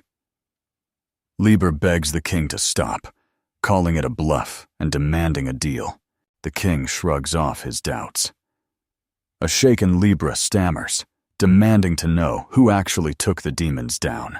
The minister calms Lieber and points at Ryu, revealing this skill less man somehow wiped out the demons. Shocked, Lieber grabs his shoulders and demands the truth, but he calmly denies hiding anything. Libor screams. He's a useless, skill-less outcast for failing to stop the demons. Gnome steps out and slaps Lieber into the air. Ryu stares, baffled by Gnome's smug confidence. Nobody shuts Lieber up, and she wants to let a coward insult Mr. Ryu. She claims the crowd saw him crush the demons, and Knight Commander Z backs her up, swearing on his honor. Gnome calls himself a coward for mocking the fighter while he hid, then bails. Libre calls Noah a pathetic pig and vows to kill her. Insulting a hero is a death sentence. Ambient calls Libera, the only rude one, as a thick fog rolls in. He panics at the fog, but Binyan just praises Noem's words, calling her a good girl. Liber looks up, demanding the ghost's origin. Ambinian calls him a total clown. She jokes he's funny, but time's up. Fog wraps him, spinning him skyward as he screams. Ryuea claims he could have handled it alone, but Binyan asks why waste the energy. The king summons his terrified minister, accusing him of taking church bribes and ruining the festival. The minister bows, desperately denying it all. The king's still weighing the appointment for now. He tells him to wait and stay ready. He heads down to talk to Ruya. Ruya asks, "Know him why the Ambineans are here, and it's because the king wants a word." Know him says, "They're always." Knight begs forgiveness for hiding while the hero trashed him, but Ryuya tells him to drop it. Ruya claims she was Liber's target. He doubts the king wanted her interference and demands the truth. The king confirms Lesledzi is his fourth daughter. Ryuya admits he was terrified.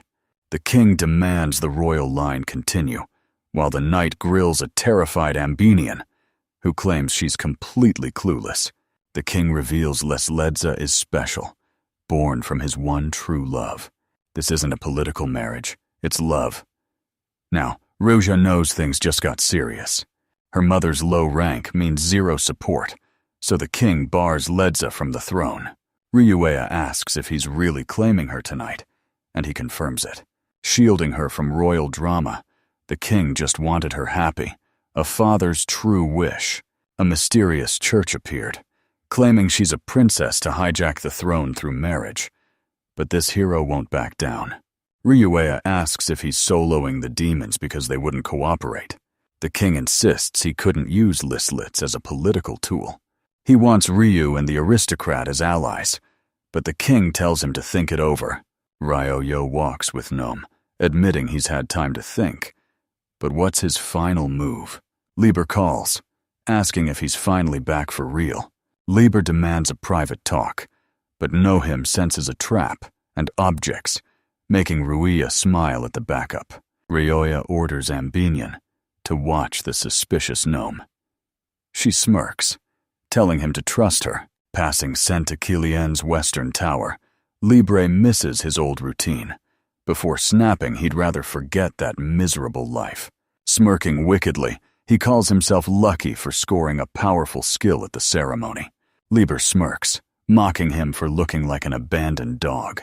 Ruia ignores him, asking about Kridrod and Zeta. He has no clue. He was sent straight to hero training to fight demons. Weaklings are purged, but Liber survived. He's the ultimate underdog hero, certain his success skill makes him invincible. He looks up, asking, doesn't the best deserve the best? He grabs Ryu, begging him to talk to Princess Lisa. He's tight with the king and doesn't care if she's ugly. He'll take her anyway. Ryoya finally gets it. That's why he acted like that. He remembers the question. This is his goal.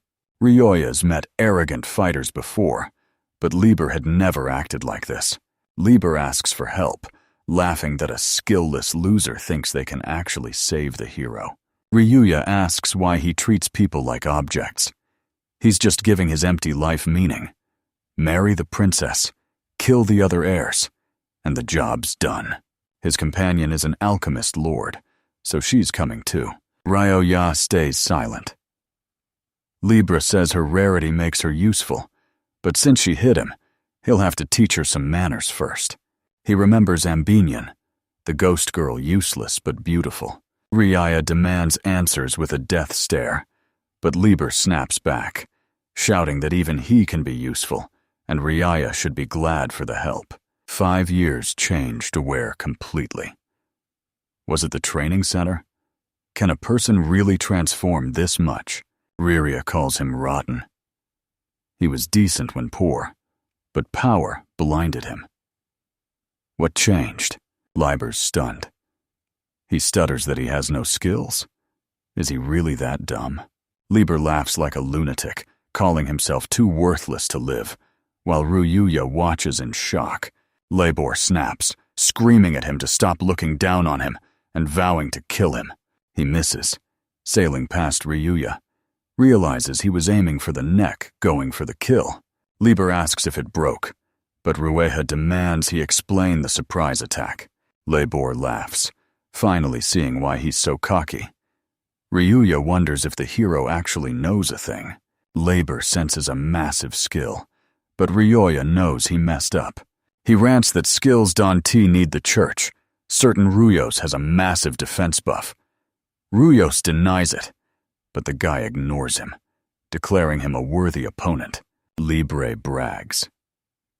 His hero skill is the ultimate power, mocking Ryuya's as a joke, but Ryuya thinks he's just bluffing.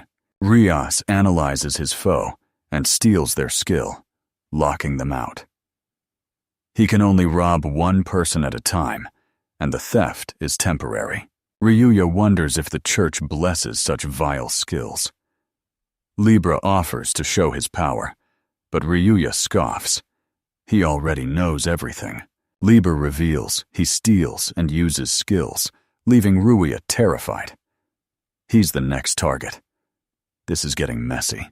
Liber claims he's the strongest. No matter the foe, his skills ensure he's always one step ahead. He warns Ryu the skill is sealed for both, plunging his enemies into pure despair. Ryuya mocks it as a thief's trick, not a hero's. He snaps back, shut up. The winner is always right. He triggers skill steal, reaching into Ryu's soul, but the process abruptly cuts to silence. Theft complete. Liber claims the skill and decks him. Revia parries the strike behind him, sending his foe flying back to crash in a bloody heap. He trembles in confusion, realizing his skill is evolving, not his body. Ryuya checks for himself and screams in disbelief. His skill failed. It's stuck in standby. Ryuya grabs Liber's shoulder, telling him he can't just pop up out of nowhere. He leans in, admitting he knows the feeling all too well. Ryuya slams him into the wall. He looks up, stunned by this overwhelming power. Ryuya's already there. When did he move? He's not just a powerhouse. He's blindingly fast. Ruiwi punches a massive hole in the wall, leaving Libra screaming in terror. He's stunned by the massive physical boost, but Ryuya reveals he has 0 skills. He screams he finally gets it, but Ryuya questions if they truly understand. Labor knows top-tier skills can negate others. That's why his theft failed. Ryuya warns him again, but he just laughs, noting the kid's decent new skill. Hyped, he vows to claim the skill and demands his opponent's trump card. Ryu's clueless, but he's about to find out. Libre reveals he can sacrifice his skill for permanent power, a one-time ultimate move. Ryuya remembers from the description. Liber activates. Total deprivation, stripping his skills away forever. Finally, the ultimate skill is within reach. It was right here all along, hilarious. He reaches out and triggers the power. Receive this. He tries again. Nothing. One final swing, a regret for its true value, and he bids it farewell. Ryuya guts him, sending him coughing. He orders him to listen and check his parameters. Lieber panics, screaming he's skill-less. Ryu thinks he's won, while Lieber desperately shouts to cancel. He's sobbing, calling it a nightmare, until an annoyed Ryuya decks him. He drops cold. Ryuya sighs. This is weird. His friend was the enemy all along. Skill-less, Lieber gets booted from the church, while Rya's stuck paying for the broken wall. The king tells him not to worry. They'll handle the repairs. Ryuya thanks them. The king mocks the fool for losing the power he was so cocky about. Rewaya almost feels bad, but the guy earned this. Know Him screams that Rewaya's innocent. The hero is the real criminal for attacking first and making demands. The king calls Lieber a fool who forgot his place, and Ambinian laughs her head off. Ryu confronts Noah. They were heading home, so why was he summoned? They watched from afar, claiming it's just how a girl's heart works. Ruha's left, wondering what she even means. Ambinian saw it all, so she spills the details to the arrogant old man and proves they're innocent. The king brushes off the insult, while Revlia silently begs for her forgiveness. The king warns family testimony 1. To prove self-defense, and the church will call them out. They better remember they climbed to the top by stepping on others. Ambinian isn't worried. The master will easily crush them, but Ryuya thinks it's too early to kill them. Ryoya wants peace but want to back down. He's on their radar now, and he knows the slander is coming. Workers rebuild the wall. Ryuya smashed. One notes the high sun, while another hauls bricks and offers snacks. The king warns that only the church can stop demons. By crushing their hero, Ruya destroyed their authority, making a clash inevitable. Ruya realizes he's in deep trouble. Ryuya wants zero part of the church. The king laughs, vowing the kingdom's full support to repay him. Binyan asks if he's helping from the heart. He says yes. No. Hidden motives. None. He calmly states he can defend himself as a mere adventurer. Ruya asks again. Ambinian smirks as the king repeats his offer: join the nobility. They're at it again. Ryuya knows they have hidden motives, but he'll gladly take the perks. The king sees he's refusing and asks for forgiveness. The king slumps, sighing. He won to force him. But if things stay like this, the church will strike. Ambinian says not to worry. The master will just erase the church. Ryoya's annoyed. She's at it again. Rhea thinks they're peerless, killing her survival instincts. The king asks about Lisletza, fearing the next hero will demand the same thing. Ambinian's got a plan. Using her centuries of wisdom, she leaps into the king's arms. Ryoya calls it modesty, but Ambinian's suggestion she marry the princess leaves her in total shock.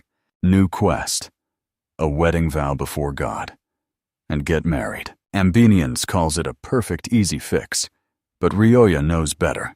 The king thinks it might work, but a confused Ryuya demands answers.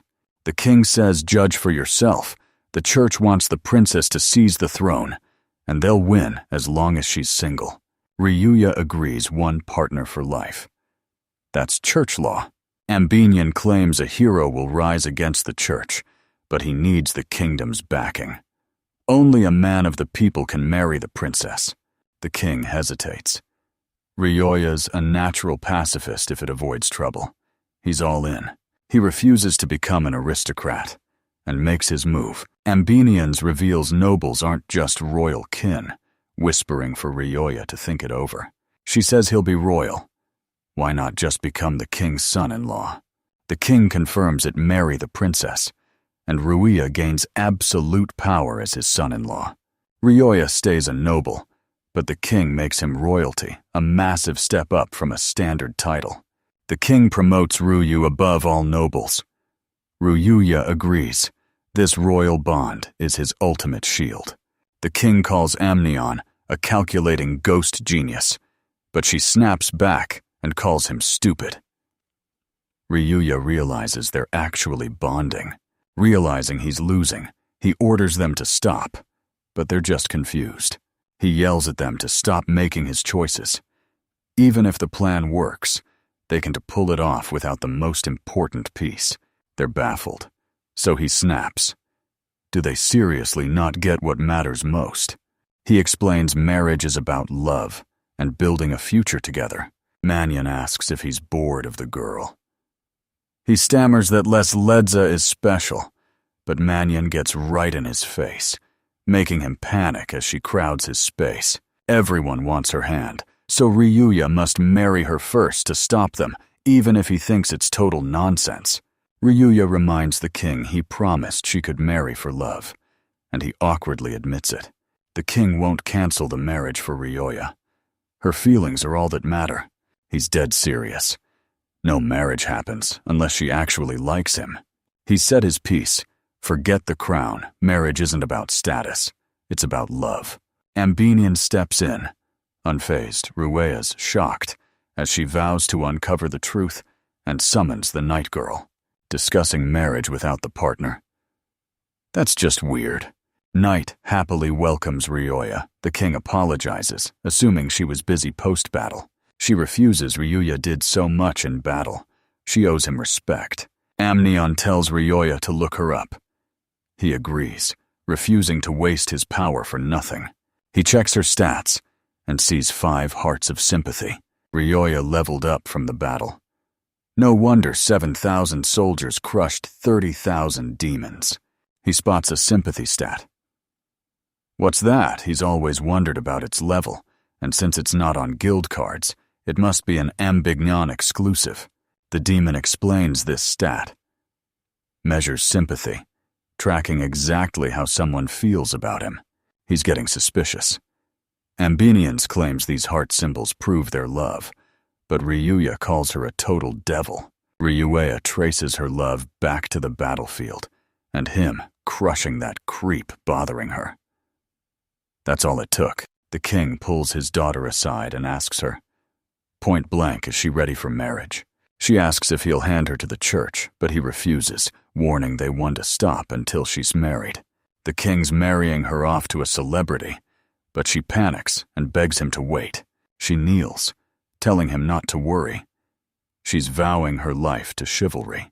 She vows to protect the weak, but the king warns she'll soon discover his true target. She screams in protest, but the king shuts her down, naming Ryuya as his new fiancée. Silence falls. The night rises with burning eyes and flushed cheeks, asking what it is. The king wants Ryuya close, but he suddenly snaps. Terrified, she asks why he's so angry. The king summons the bride because Ryuya wouldn't talk marriage without her, leaving Ryuya livid that the king blabbed. Lest sits down hard, demands answers, and she blushes even harder. The king offers to quit, but she panics and tells him to stand. She stutters, blushing and begging for a moment, but she's too flustered to finish her thought. Amian whispers she's in love and congratulates him, leaving Ryuya frozen in shock. Les Ledza apologizes and refuses, stunning everyone, especially her father. Ryu isn't the problem. He's a true hero. Marrying him would make her the happiest woman alive. The king asks what's wrong. Looking down, she reminds him he still has Mrs. Gnome. Ryuya's clueless about Gnome, but Ledza questions him because she loves him too. She refuses to betray her, insisting his happiness is all that matters. She's only here thanks to Ruiz and owes him a debt. She won't stand in the way of his happiness. El Isletza appears shouting it's wrong, while Ryuya is completely lost. Liz screams that letting go isn't enough. She's always been his rock and refuses to let him go, just because he's finished. They argue, leaving the king and Ryuya confused. Amion steps out, claims the master, and every eye snaps to her. The king speaks, but the Andean demands his answer. What will he do when the Lord takes them both? The group stands stunned. Ryuya questions their chemistry, but Ambini's sure they'll hit it off. The king claims power demands multiple partners, boasting 4 wives and kids with each. But Ryoya thinks they're just indecisive. The king trusts him with the LEDs, but want a snub. Noema, her alchemy is legendary. Amity whispers that a worthy master needs many wives. Why pass up the chance? Smoke fumes from Ryusa's head. Will he marry to save the nation's future? Refusing makes him a devil in their eyes, but they already see him as one. His fate is sealed. He steps up, claiming both as his wives at silence. He asks why they're silent, and if they're happy to see him. One tells the other to protect her. Ryuya's stunned. They're actually okay with this. He knew he and Nome would end up here. But the king hugs Ryu, ecstatic. Ryu's his son. Now don't forget the family. He pulls him into a tight embrace, demanding he stay useful to the state for their celebration. But Ryuya tells him he's being too loud. Binyan takes the throne, noting the king's suspicious cheer. She hasn't been this happy in ages. Ryu's got 2 wives, and as battle news spreads, the kingdom hails him as a true hero. Meet Roya, a skill less nobody from the Adventurer S-Guild. The gates open. He stands, heading out on foot. Checking the news, the girl mocks Ruea's country face. She's perfect. It's been way too long since their last castle visit, and the smiling boy agrees. Guards spot the princess and shout the news. The royal siblings have finally returned. Lesleles celebrates her dear husband's return, but Ryoya is totally thrown by his new wife. The palace gifts him a mansion. He looks sick, but awkwardly claims he's just happy. A minister's family lived here recently. But who even is that? They ask why she's dressed so weirdly, but he says it's fine. She's just not an armor. Raised as a knight, she never learned to be a girl. Now she doubts she's worthy of being his wife. Ryoya plays it humble, but Lest screams he's the world's strongest hero, hand-picked by the king to represent the nation. She vows to do anything he wants, leaving Ryoya wondering what the king told her. They offer food, a bath, or training before a spar. Ryoya thinks that last part is overkill. He asks where Noam is. She's in the lab with Mrs. Ambien. Newlywed Noam moves in and turns a mansion room into a lab, obsessively brewing new alchemy recipes. The Craftsman Guild buys every scrap and parties hard, while Ambanian runs the show and rakes in the cash. Lieslitz apologizes, but Ryuya's father sent a letter he's summoned to the castle tomorrow, despite just getting home. Rewuya's son-in-law isn't a shy anymore, but he warns him to stay sharp. If things are this bad, something is definitely wrong. Next day at the meeting, she reveals her siblings are back. Amnanto boasts he's the hero, and Isabella smiles. Imnanto hails him as the future king, urging his continued service. Rusoche just smiles. Ryoya and Lesledza watch in dismay as Isabella warns them to stop fooling the commoner as King Leonhardt's eldest. She's the senior ruler. She orders Ryuya to swear loyalty only to him, leaving the boy completely clueless. Semnanto yells that sons come first, and the eldest must inherit. Isabella calls him naive, insisting the throne belongs to the wisest, just like the queens before them. He demands the throne, claiming he's smarter, but she mocks his loud mouth, while Ryoya stands there completely lost. The king's presence signals it's enough, and his children bow in submission. Ru's phone goes silent. Rueya stares as Lislada calls him dear, begging for forgiveness. She reveals all 3 are King Centakilian's true heirs, with a claim to the throne. But only one can rule. Then someone compliments her dress. Nanto's elders claim his noble blood seals his fate. He mocks her effort, sarcastically asking if he should start calling her queen already. Lesledza thanks him, but he warns her origin makes the throne impossible. He glares with pure hate, calling her a half-breed mongrel. To him, a daughter born from a nameless stray is nothing but a dog. Ryuya asks why.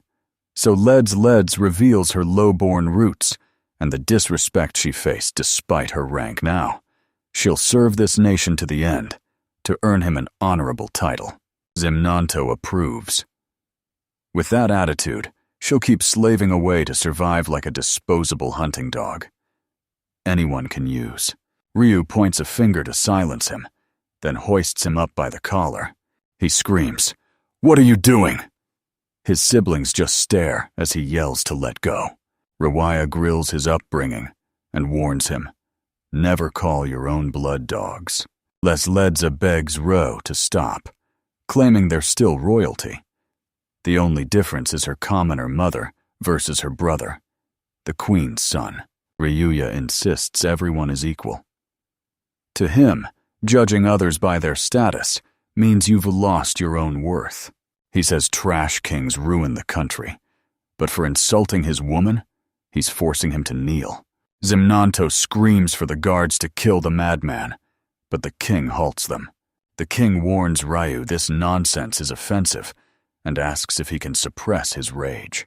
Ryo, yes, refuses to apologize, since Zimnanto was the one who disrespected him.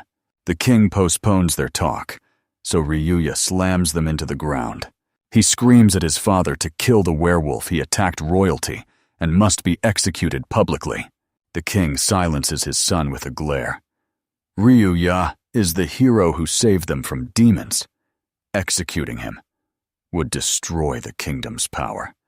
The king one had even considered it. Fuming with rage, Zimnanto vows to hunt the werewolf registrar and break them into a loyal, groveling dog.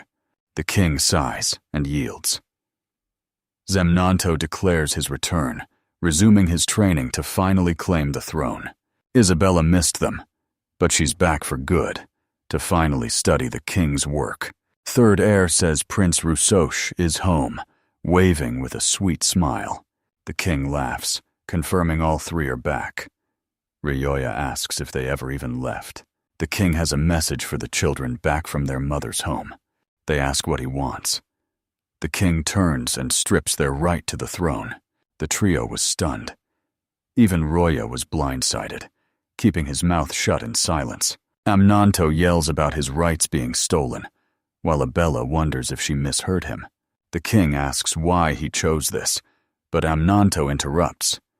If the king can convince him, these two will they deserve the throne, not him. With his skills and training, he's the rightful heir, so why pass him over? It's a total injustice. The king mocks him for calling it unfair and forces a laugh. Ledza warns that the laughter is a bad sign, and Roya understands. The king asks why they returned. Saminto snaps. It's their home, and Isabella screams she loves the land of her birth. They run Let's Try. The king calls their bluff. If they care about their country, why do they run one more? The king calls. Zimnanto denies it. A furious Isabella snaps. Did she really abandon her country and run? The king says they fled during the crisis. That's no escape. It's treason. Ryuea's wife reveals a demon invasion started the chaos. They saved everyone they could, but no one knew why. No one expected savior hero Lord Ryu to appear mid-attack. Before he arrived, they'd both given up hope. Her father hid the demon threat to prevent panic, secretly mobilizing the army, medics, and the church. As a knight, she did everything to support him. Ryuya finally realizes that this old man is a true king. Lest mentions her siblings, but Ryu cuts her off. They all ran away. They fled because Zimnanto predicted demon destruction, but they still have their mother's house, and returning means living in total luxury. Lesletsa says they hid at home until the demons fell. Ryuya calls their return brave or reckless, finally seeing why the king did it. The king is the country. Surviving its fall is a joke, yet every candidate fled absolutely outrageous. Zemnon tells his father. He doesn't understand this is different. Isabella immediately begs for forgiveness. She reminds the king he is the nation. Even if the people die, A single royal survivor can restore the entire kingdom. Demons can burn the kingdom to ash, but one royal survivor is all it takes to rebuild. The king asks if she fled, she admits it, willing to be branded a disgrace to save her country. Ryuya and Lisletsa praise her, but the king demands basic respect. He's livid. They snuck out of the country like rats fleeing a sinking ship. The king brands their actions. Treason towards can be kings. Panicked kids scream, terrified for their country's future and demanding to know who the next king will be. Ryuya wishes they'd used that energy for good, but they bolted the moment demons invaded. Isabella and Zimnanto scream. Only they have the right to the throne. If he steals it, the country is doomed. They beg him to stop. Ryuya sees their unity too bad. They lacked it during the demon invasion. The king isn't worried he's got a far superior child. Ryuya moves to speak, but the king calls for Lisledza instead. Lisledza's commoner blood disqualified her, so the king stripped every other heir of their right to the throne. For hunting demons, she's first in line for the throne. When he steps down, Lisledza becomes queen. Lisledza screams, reaching for the king. She begs him to wait, shouting that she was trained as a knight, not a ruler, and has no idea how to lead a nation. The king says she's ready. Her knightly title is the perfect royal foundation. She grabs Ryuya's shoulders, asking for his thoughts. She'll discuss everything with him now. He's her husband. The king suddenly realizes Lord Ryuya is involved too. The kids interrupt, asking about the hero who saved the nation and married Zeus Ryuya's. Shocked they don't know, the king smiles, offering Leslade the crown. As his new son-in-law, he's officially next in line for the throne. Seminto snarls Leslade's name, mocking the commoner for trying to steal the throne, stealing the crown through lies. Only in her dreams. Seminanto orders his father to wake up, reminding him he's the son of Rubrum, ruler of the southern power Yuna. The king shuts him down, asking if he's learned his lesson. Realizing nobles and kings won't be called dogs, he begs for mercy. The king names the former heirs, exposing their mixed foreign blood and declaring their actions prove they aren't a pure royalty. Ryuya will protect the nation as Centakilian's true king, and the people already trust his bravery. Lesledza is the successor. No debate. Never speak of this again. Roussel asks to speak. The king hasn't said a word yet, so he grants him the floor. Rousseau thanks the wisest king, admits he's right, and vows to follow him to the end. Zimnonto and Isabella are stunned. Roussel admits that as the second prince, he never had a shot at the throne. Fuming, Isabella finally understands his motives, while Rousseau agrees about the queen, but who is this Rue? Ryuya stares in shock, but Russell's scheming look makes him instantly wary. Rousseau tells Ryuya, rumors are everywhere. Word is he's the strongest man alive, and the insane hype has Rousseau in total shock. Ryuya suspects Riselch's smile. Riselch mentions a girl guildmaster who spoke of him with pure passion. He shows a flyer of Ryuya and Londite, claiming she's been handing them out. Ryuya realizes he's found the author. Russell reveals an unbelievable secret. Lesledza demands answers. Hibait admits he lacks the skills. Ryuya agrees, annoyed they're rehashing this same debate with him. Russell's stunned Lesledza's husband was chosen as heir for his talent, but he's actually skill-less. Elislessa shouts that Ryuja's a national hero for soloing the demons, and she's proud to be his wife. People focus on scandals and ignore the rest. A queen marrying a useless man is a massive target, and Roussel warns that if other kings find out, it's a disaster. Rhea knows the second prince is right. Skills are everything. They're the key to power, and without them, you'll never be king. What's her brother's angle?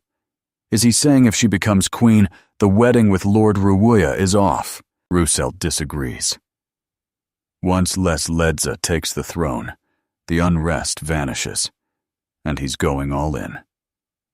To help, Ryuya despises people who brag about being kind, but he's still can to read the second prince is true game.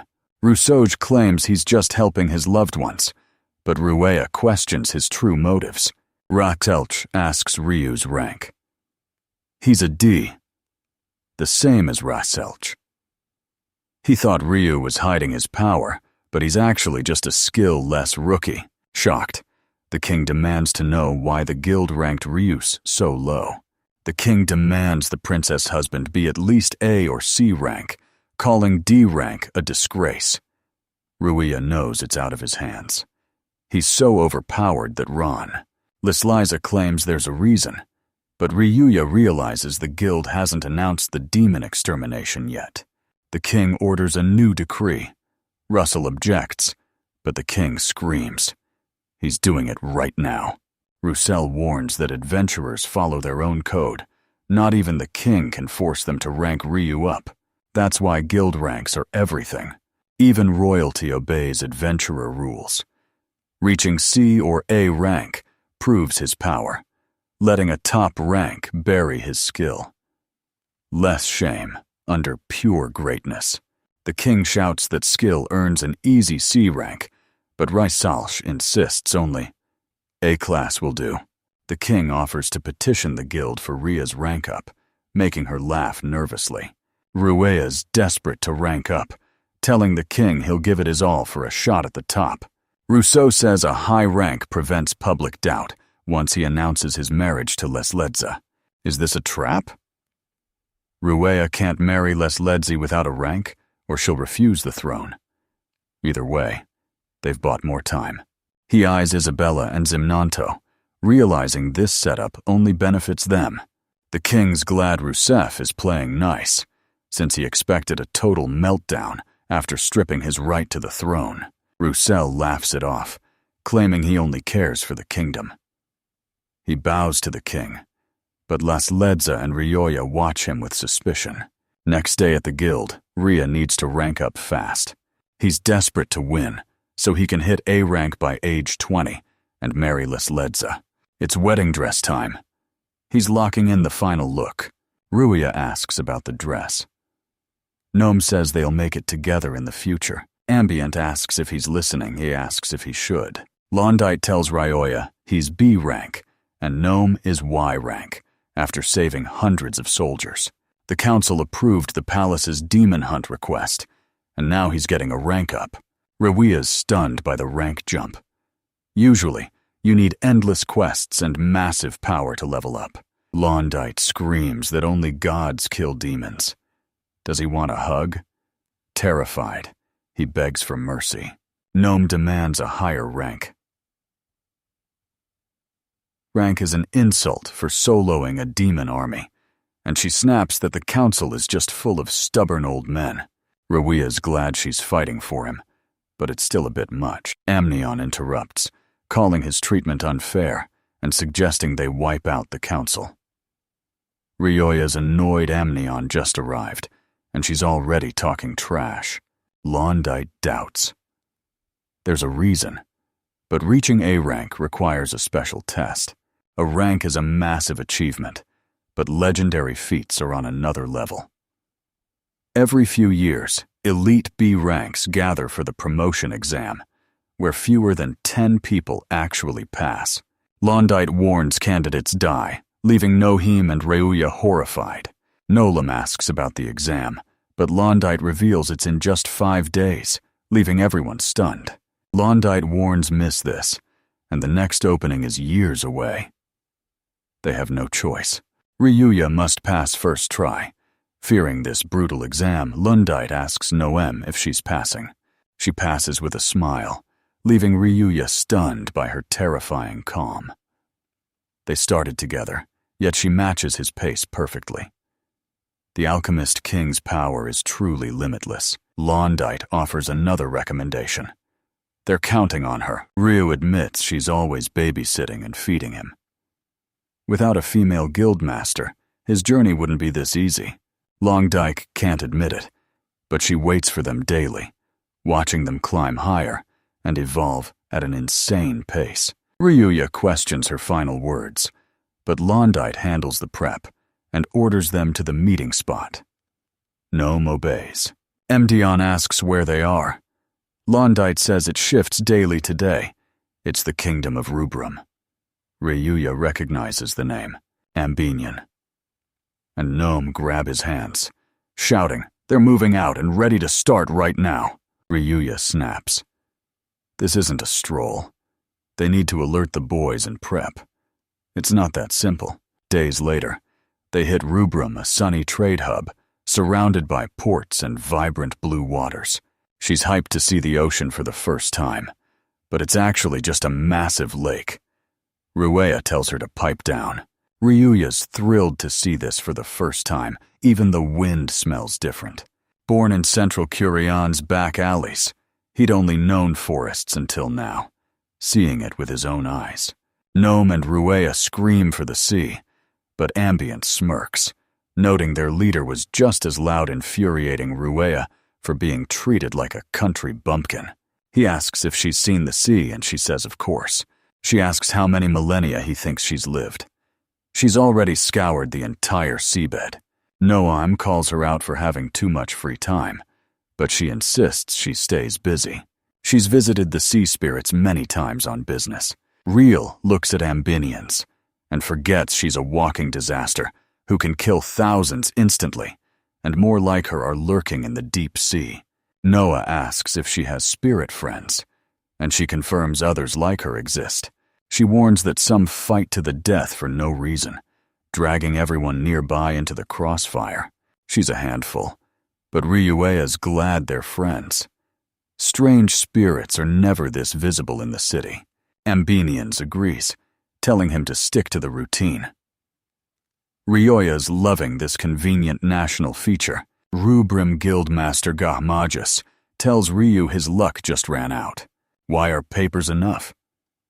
The clerk snaps an A rank with 0 abilities is impossible and unheard of. The prince claims moving countries resets your progress, but Ruya wanted to back down.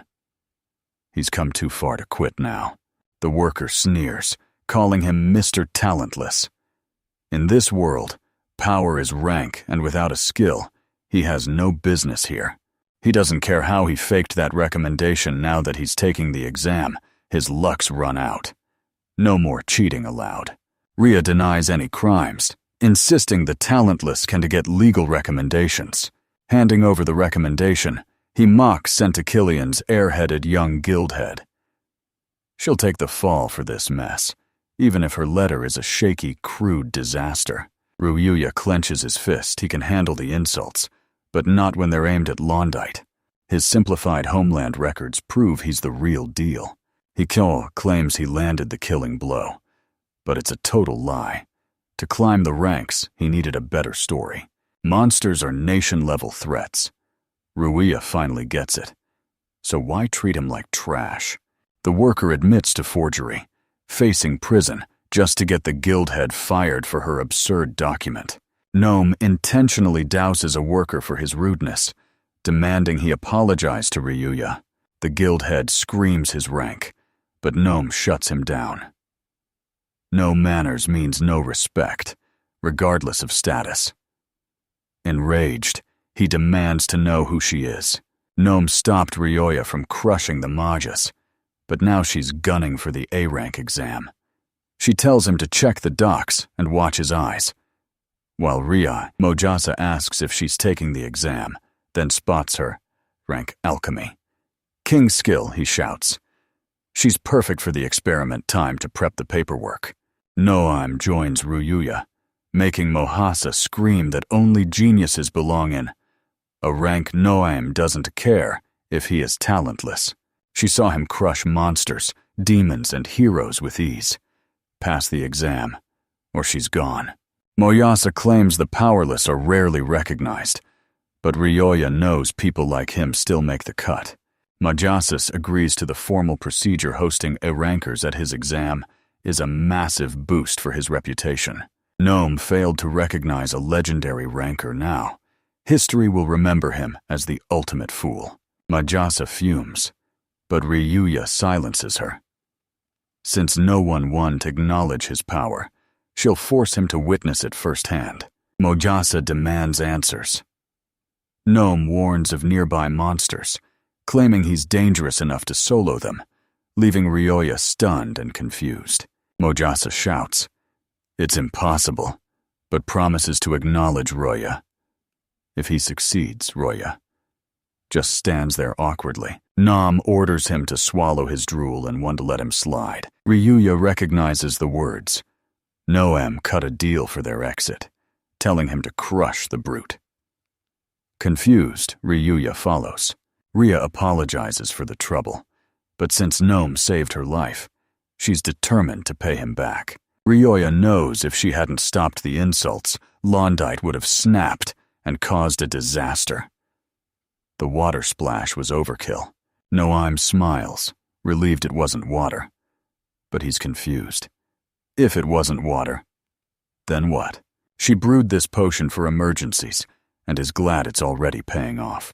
He fears a painful, spotted death in days, and demands to know its effect. Noam calls it a hair reversal potion, but hair loss potion is more like it. Ryuya sighs, glad he's safe. The duo heads to the test.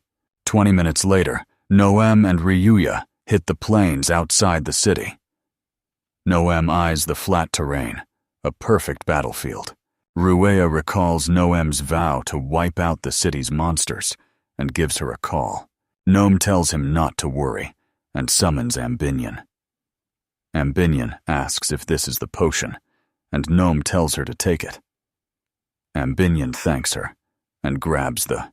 Amnion lifts her skirt, searching for something. She's certain it's buried deep right here, but nobody believes her. Ryuya looks at him and instantly realizes everything. None snatches a potion from Ambion's skirt. She calls it a monstra pun, claiming it as for research, but he points out she's made way too many. Gnome's potion reeks of monster awakening stench. Last time it opened, the smell lured everyone to the center who asks, "What center?" Ambient points.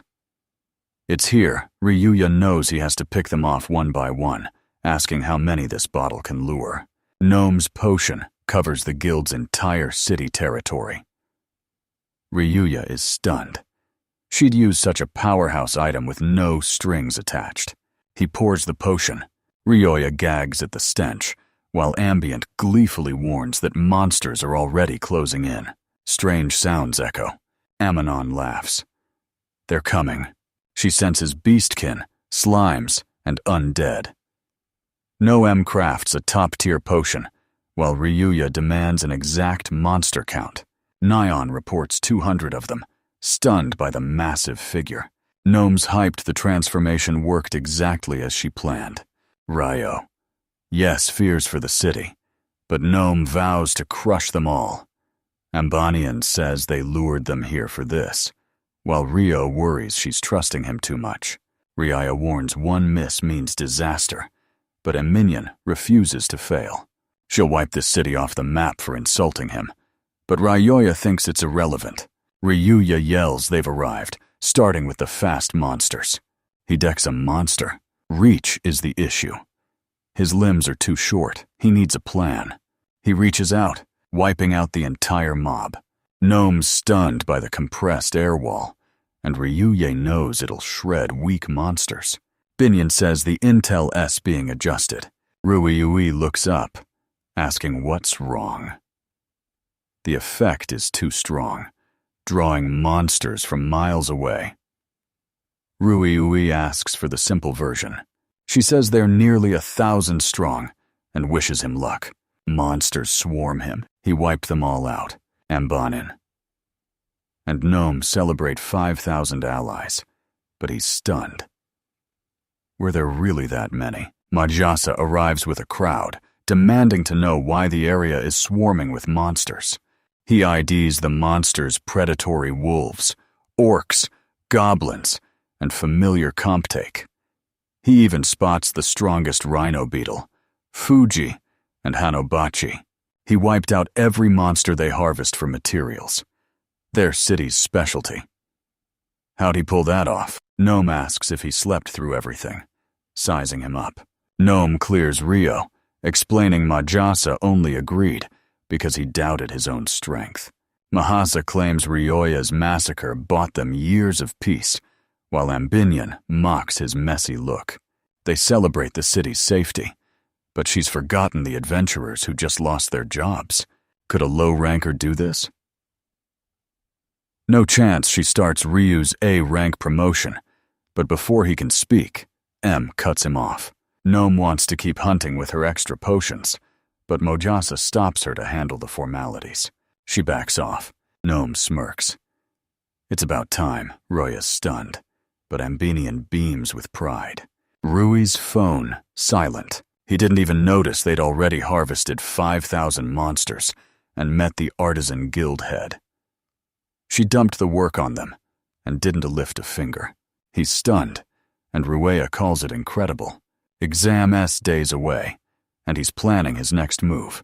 To pass the A-rank exam, they need to scout how the previous tests went. Ria claims success belongs to the smart, with only herself as a rival. Noim's baffled, and Amnion isn't buying it. Ambini says their next move is simple. Go wash up. And totally lost. That monster bun made me reek, and the stench just wanted to quit. They sniff themselves, asking if they reek Rewia's clueless. Maybe they've just gone nose-blind. Passers-by gag at the unbearable stench, and Ryuya admits he thought it was her. She's not even trying to hide her presence. They figure out how to wash up. They hit a seaside resort in Rubrum. Rewaya grew up inland, but she just realized swimming in the ocean is incredible. This is a swimsuit, built for a seaside holiday. Knowing uses her custom detergent to kill body odor, telling them to scrub up in the sea. Ruea snaps that they should have used it from the start. Ryoya says Noah's late, even though he bought trunks and changed in a flash. Nobody even apologizes for the wait. He eyes her. He's baffled. She's barely dressed. Is she? Chasing her youth before the wedding, Gnome's embarrassed. The clerk swore it was just a normal swimsuit. Ruea's stunned. What about the customers? He spins as spotting more. He eyes other girls, calling them easy. Someone wanders, bound by string. Gnome shuts his eyes, refusing to watch. This isn't right, and he demands to know why. Ambinin claims he needs her heart, ignores my struggle, and eyes someone else. Gnome bought her a bikini, and she's finally daring to show it off. This is a huge test. Gnome better praise her right. Ryuya exhales, asking if it suits her. Is she taking that as praise? She's clueless, but thanks him anyway. It's her first time in a swimsuit, and she's stunned by the variety. He eyes Ambinion, who's also dressed like them. Surprised, she forged him from half-spirit ectoplasm to shapeshift, but she's the one who triggers his transformations.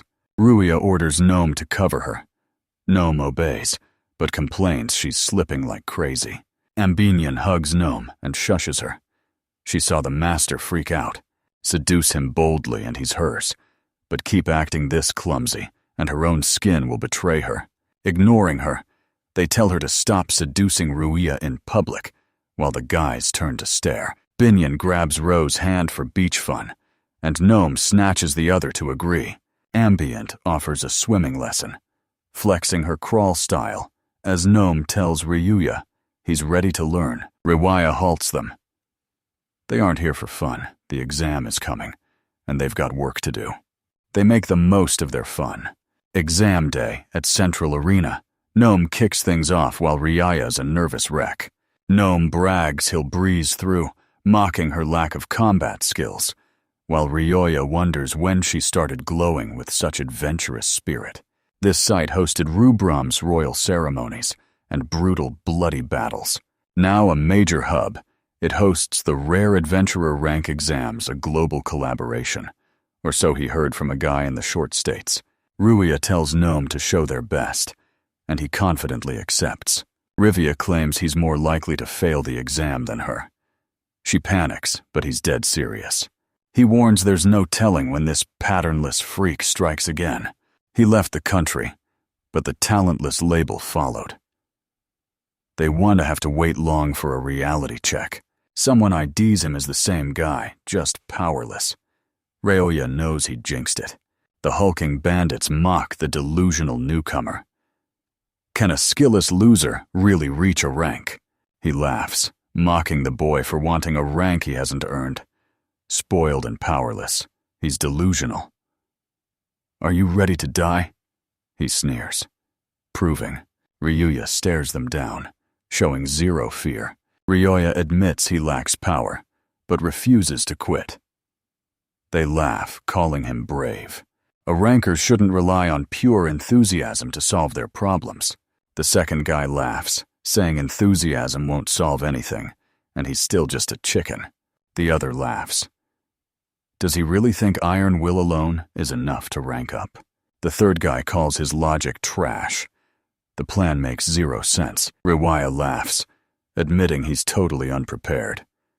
He's empty-handed, and the next A-rank exam is a long way off. Surviving without potions is suicide, so he tosses him 5 bottles to stay in the fight. They stand in silence. He shouts that potions aren't enough for the A-rank exam. He needs antidotes and paralysis cures to survive. The support yells that since he's powerless, he should have prepped for safety, bombarding him with stamina drinks, eye meds, cooling potions, petrification resistance, and even throat candy. Ryoya stands there, loaded with boxes and bags of potions. They laugh, mocking his chances. Even with help, the rank exam is brutal. They tell him to fail, give up, and then scream. He'll never quit at the very end. They exit, mentioning a new boy who needs guidance. Just like Senpai Gnome notes, they're loaded with potions and snacks on some tasty throat candy. Ro thanks them and stays behind, announcing the pre-exam greeting starts now. Organizers call all candidates to the stage. Everyone assembles. A participant turns dead serious. It's time to start. The hosts were given a venue, staff, and everything needed to run the exam. Sociedes is an A-rank leader, Brange exam curator, and guild council member. Second is the buff A-ranker Grinda, thanking the Rubrum Kingdom on behalf of the Adventurers Guild. Another curator, a rank labyrinth guide. Sentence, plus the badass A-ranker, Sabertooth Girl Shigar. He calls out the future A-ranks and the arrogant posers, tasked with separating the pros from the frauds. 4 legends stand on this stage, and he hopes these newcomers have finally reached their level. He's finally seen as an A-ranker, and to him, it's only logical. Shigar warns that no one's backing down. Sentence shuts her up. The exam begins to a roaring crowd. The host steps up to speak, but first, Ryuja's disappointed big surprise. He introduces a special guest, a future king looking to gain experience for the throne. He identifies the first prince of Centaquilian Zemnanto, leaving Ryuya stunned by his appearance. Zemnanto tells the crowd to stop moping. He's the top candidate for the Centracilian throne. Rubrim might wonder why a foreign prince is here, but his deep ties to the kingdom mean no explanation is needed. His mother was King Kiran's second bride, and Rubrum's former queen, making Rubrum's king his uncle, the man who let him watch and learn. Rhea remembers, everything you heard about the Rubrum kingdom is true. Ryu Wojo knows only disaster awaits. Sentence argues a high rank will simplify the prince's future plans, and Zemnato agrees. Zemnato grins, claiming low scorers are stuck from the start and will never change a thing. He finds you. He whispers in the presenter's ear. He whispers his one demand to the presenters. Anyone linked to Liz Ledza must fail. The host says if the prince pays up, they'll handle the job no problem. Level 80 million means. Ryoya hears everything. Zemnato gloats that Liz will fail and lose face, making him the king's heir, and he won't forget who. Ryoya's certain this exam won't end quietly. Facing a hopeless situation, Ruea claims the host is hated, but a supporter steps in to prove him wrong. The host blames a guildmaster's error. Zimnanto says he's counting on him, and Ryuya and no one call them true friends. The host challenges him personally, warning that one slip-up means he's history. Ryu dares him to try, calling him a schemer who doesn't understand him at all. Zemnato warns him not to fail. The host orders the chosen forward. Ryuye refuses to be provoked while she backs him up, finding him kind but mysterious. Roll call begins. Ryuya's confused by the process, but Noem shouts her presence the second she's called. Ruya wishes him luck, saying he's up next. Noem agrees and heads out.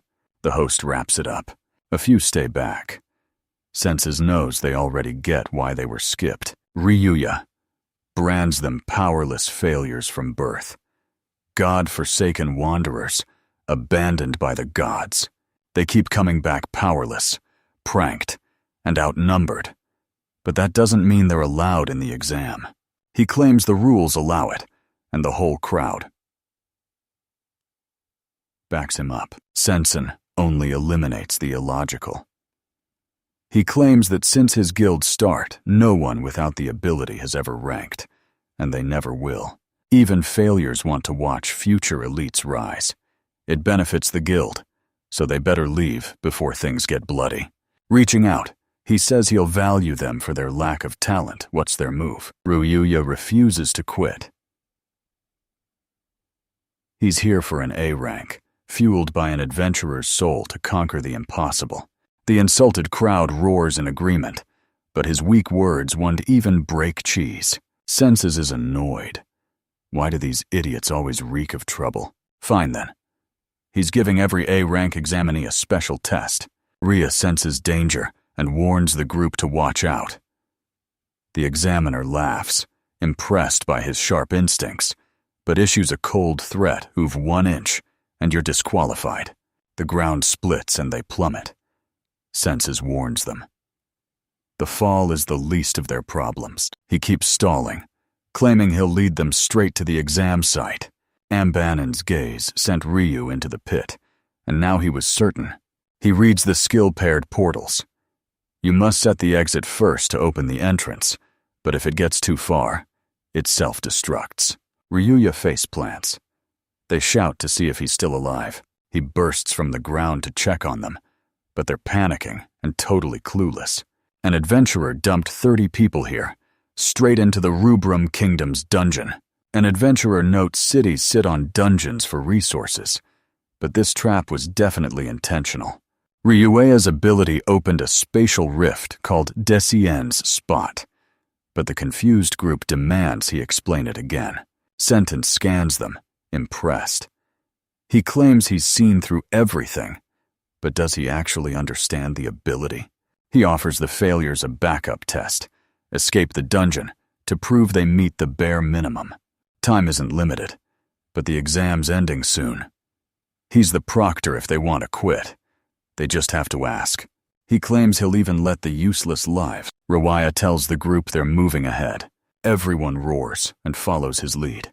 They roar their resolve, fueled by hatred for the arrogant elites and a shared hunger to reach a rank, and the pride of the powerless. He spots the 3 potion throwers. One vows to keep fighting, while the other claims unity makes these struggles a joke. Riwi screams they powerless too, but they fire back. Did we ever say we weren't to? They laugh, bragging it's already their 7th shot at a rank. Another suggests a group handover. They look like thugs, but Ryoya knows they've survived hell to get this far. He screams he'll survive without powers. 20 years of experience and an unbreakable spirit are all he needs. Ruea shuts them up. He gets it now. Even without powers, these guys are monsters. Ryuya asks if Sam Binyon hears him. Hovering mid-air, she confirms she hears her master. He's in a strange place, and she's ready for orders. She asks if she should crush the culprit who dumped him here and save him. Ryuya says neither. He'll handle it alone, so she must keep supporting Gnome. She's at risk, let's go with Ryuya. She calls him paranoid as usual. She's doing great, and offers a shared gaze so he can see for himself. He straight up asks her. He spots the wounded scattered everywhere, as Noam stands tall in the center. Hosts and participants brawl with joy, leaving Reuya completely baffled by the chaos. Ambinin calls this a simple screening, but the real test is surviving the examiner's pressure. Only 10 will make the cut. He asks her, "Isn't that too brutal?" Ambinians believes their spirits can handle anything, but are their souls truly that strong? A host shouts. The cute catch is found, Reuya. Reuya panics.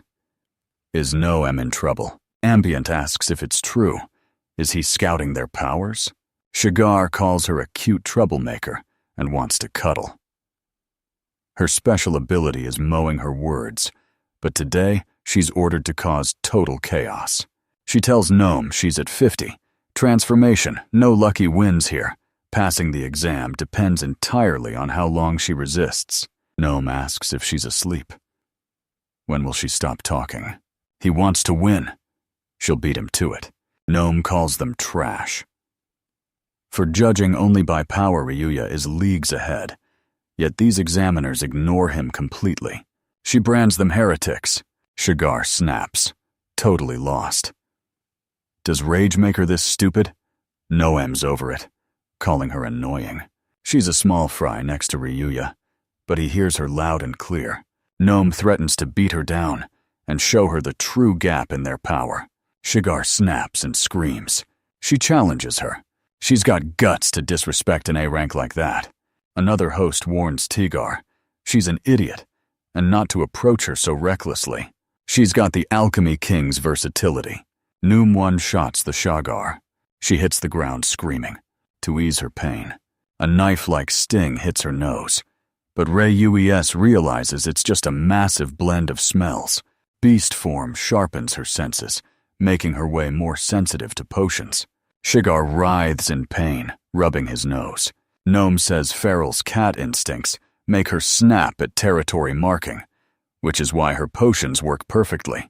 She pops the flask, claiming things get interesting once she douses herself. Shigar shrieks. She's a devil and begs her to stop. No. M tosses the potion. Shagar screams at the rising stench, while the hosts watch. Noam flings her another potion. The host yells that Shagar is just a pet drop. The beast form. And those smells wouldn't be dangerous anymore. Gnome keeps chucking potions while Shagar bolts, betting his animal reflexes will let him escape. They know they're in trouble. She dives into the potion game and hits a trap, completely underestimating an opponent whose league's stronger. Gnome hurls another bottle, raising serious questions. Suddenly, she explodes. Shagar screams, clutching his eyes. Gnome's vision is boosted. She used alchemy to brew a light potion. Fed up, she shoves her aside and dumps the entire potion right on Shagar. Shagar howls louder in pure agony. Ambignon looks down, calling her merciless for that brutal beatdown. Noam grabs a spiked club, and Shagar asks if it's also pedo alchemy. She claims she bought it at the store. Shigar relaxes, calling it good. The hosts scream in panic. Does she even realize the danger? Noam promises to separate them with alchemy, but she's completely clueless. Noam's alchemy makes it 10 times harder on impact and 300 times heavier. Gnome swings, begging her to die. She strikes. Shagar opens his teary eyes. The club missed. The impact blasted a massive crater. Nobody suspects the sunglasses. She glares up, vowing she won to miss next time, and asks what she should do. Shigar's stunned. Gargling for mercy, she begs not to be crushed like a pomegranate. Ambini's glad the sarcasm finally stopped, but really wonders if this was overkill for a few insults. Grindo calls the girl insolent and orders a stop. Shigara lost. Beast transformation has limits and ranks. It's no match for SSS power. Gnome clears the first phase. The presenter sends her to the corner to rest, and she obeys. He praises her talent and challenges her to a duel to celebrate her becoming an adventurer. Knowing asks if ability even matters. Everyone's eyes snap open in shock. He's clueless and asks what she means. Gnome hates abilities with a burning passion. Her life was perfect before she got her powers. She ruined everything. Her ability turned her life into a total nightmare. Then, one man single-handedly changed everything, and that fateful encounter. It made her way happier than the king of alchemy's power. The host apologizes and claims he has no clue. No one claims anything matters more than raw ability. He didn't notice, so he's getting destroyed too. Binyan can't stop watching Gnome grow. She tells Ryuya he's safe. But if trouble starts, she'll force every enemy to see how filthy this world really is. Ryuya agrees, vowing to focus on his exam. The trio asks what's wrong, because he's totally zoned out. Spacing out in a dungeon is suicide. Ryu apologizes, while his brother offers candy and salt to keep his energy up. The third guy yells for the leaders to slow down as the low stamina group gasses out, and they obey. His goal: get everyone out of here. He takes the rear to avoid a surprise blow to the back. Ryuya knows they're reliable. 0 casualties. Thanks to the big guy's defense, Ryuya cuts to the chase. Why are they acting so bossy? He claims Ryuya is just like them. Knowing they despise the powerless, Ryuya silently agrees. The second guy says they re-bullying them because they think they re-weak, and they've gotten way too cocky. They re-intimidating everyone. These guys are insane, and nobody gets close by choice. He asks Ryuya, knowing the world crushes. The powerless Ryuya notices his voice turn dark. The big guy vents about their bitter life, mocked, trampled, and cast aside. How do they keep going? They refuse to give up on their goal. The trio vows they won't stray from the path. No powers. They're still ranking up. Lacking talent made them unbreakable. These hardened veterans refuse to despair, always pushing forward toward their goal, no matter the odds. Ryuya grins, saying he's amazed. A big guy laughs, mocking him. That reaching A rank without an ability is pure stupidity.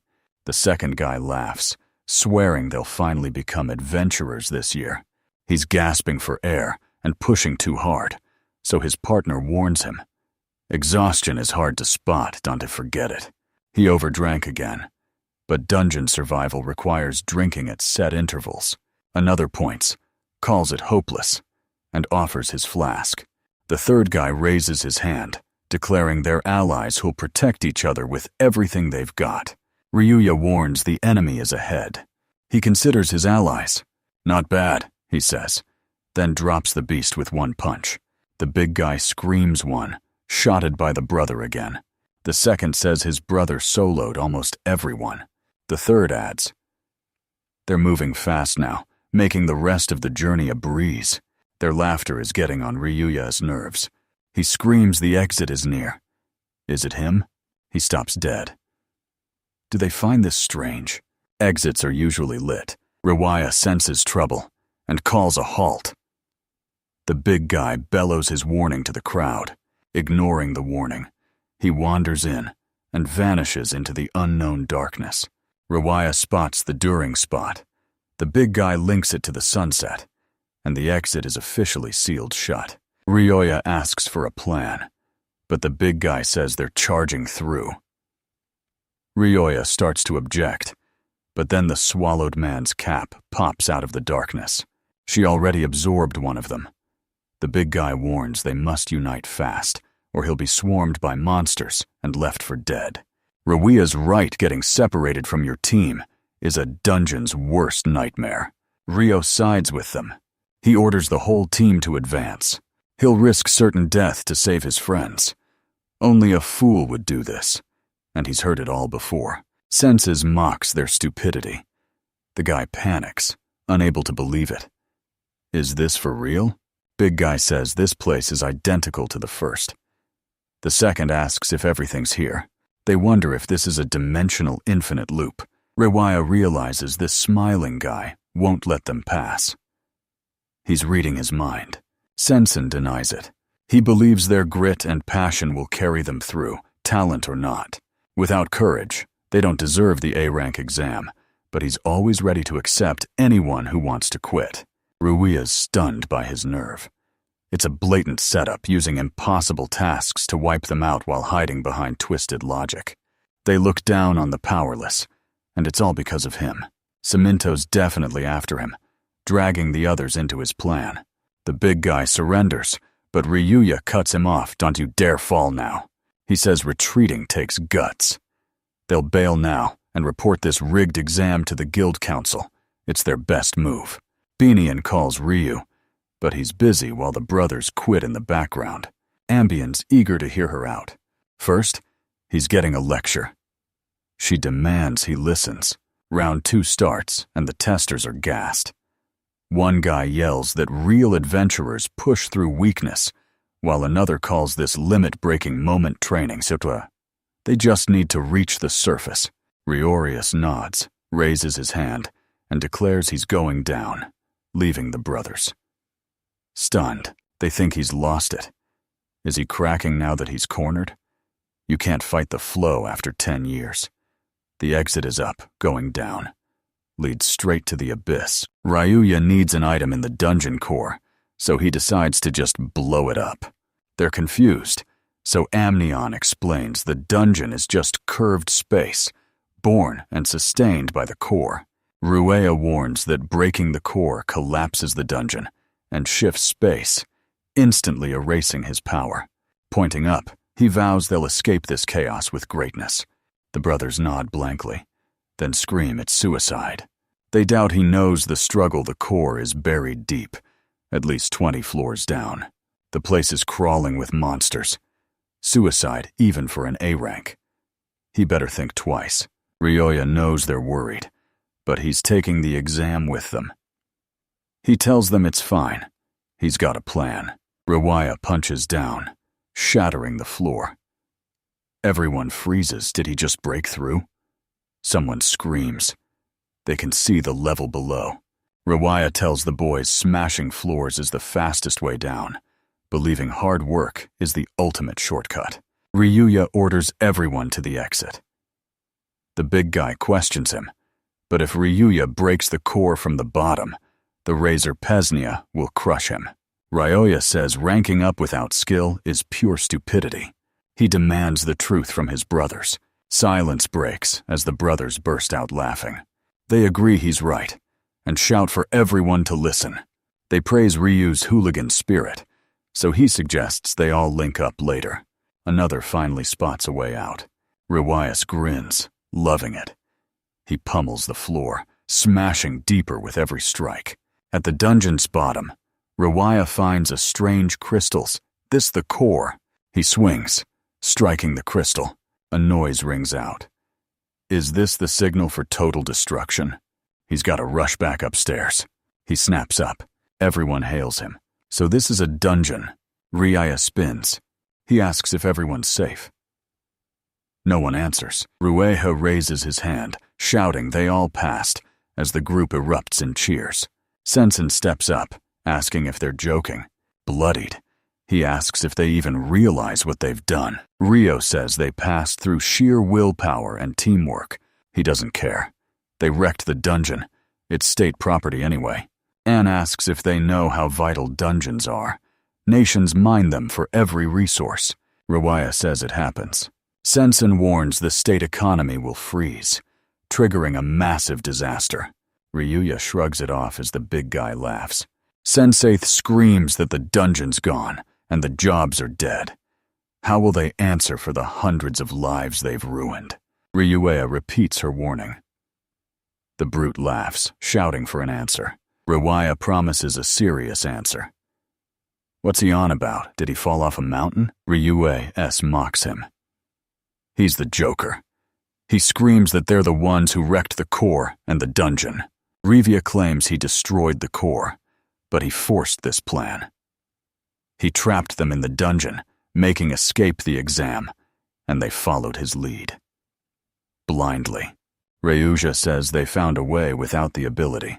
Furious, he asks why they leveled the dungeon, but Ryoya cuts him off, reminding him it was his own order. He reminds them that effort and passion beat talent, and they're guaranteed to pass. Who's footing the bill for all this damage? Everyone points and screams he's the one. Ryo warped space to seal the exit, so the only way out is to break it. As supervisor, he's showing them the solution, because an impossible task would make him a worthless proctor. Sensing snarls in fury, Rui Ulia tells the A-rank examiner to finally act his rank and take responsibility. The crowd roars Ryu's right. They fled his brutal exam like cowards. Where's their A-rank honor? The room erupts in laughter. He screams he doesn't care. He hated the job and never wanted to lead them. He was forced in, but as chief examiner, the blame is all his. He summons a portal and orders a report, but he doesn't care. This trash exam is the guild's fault anyway.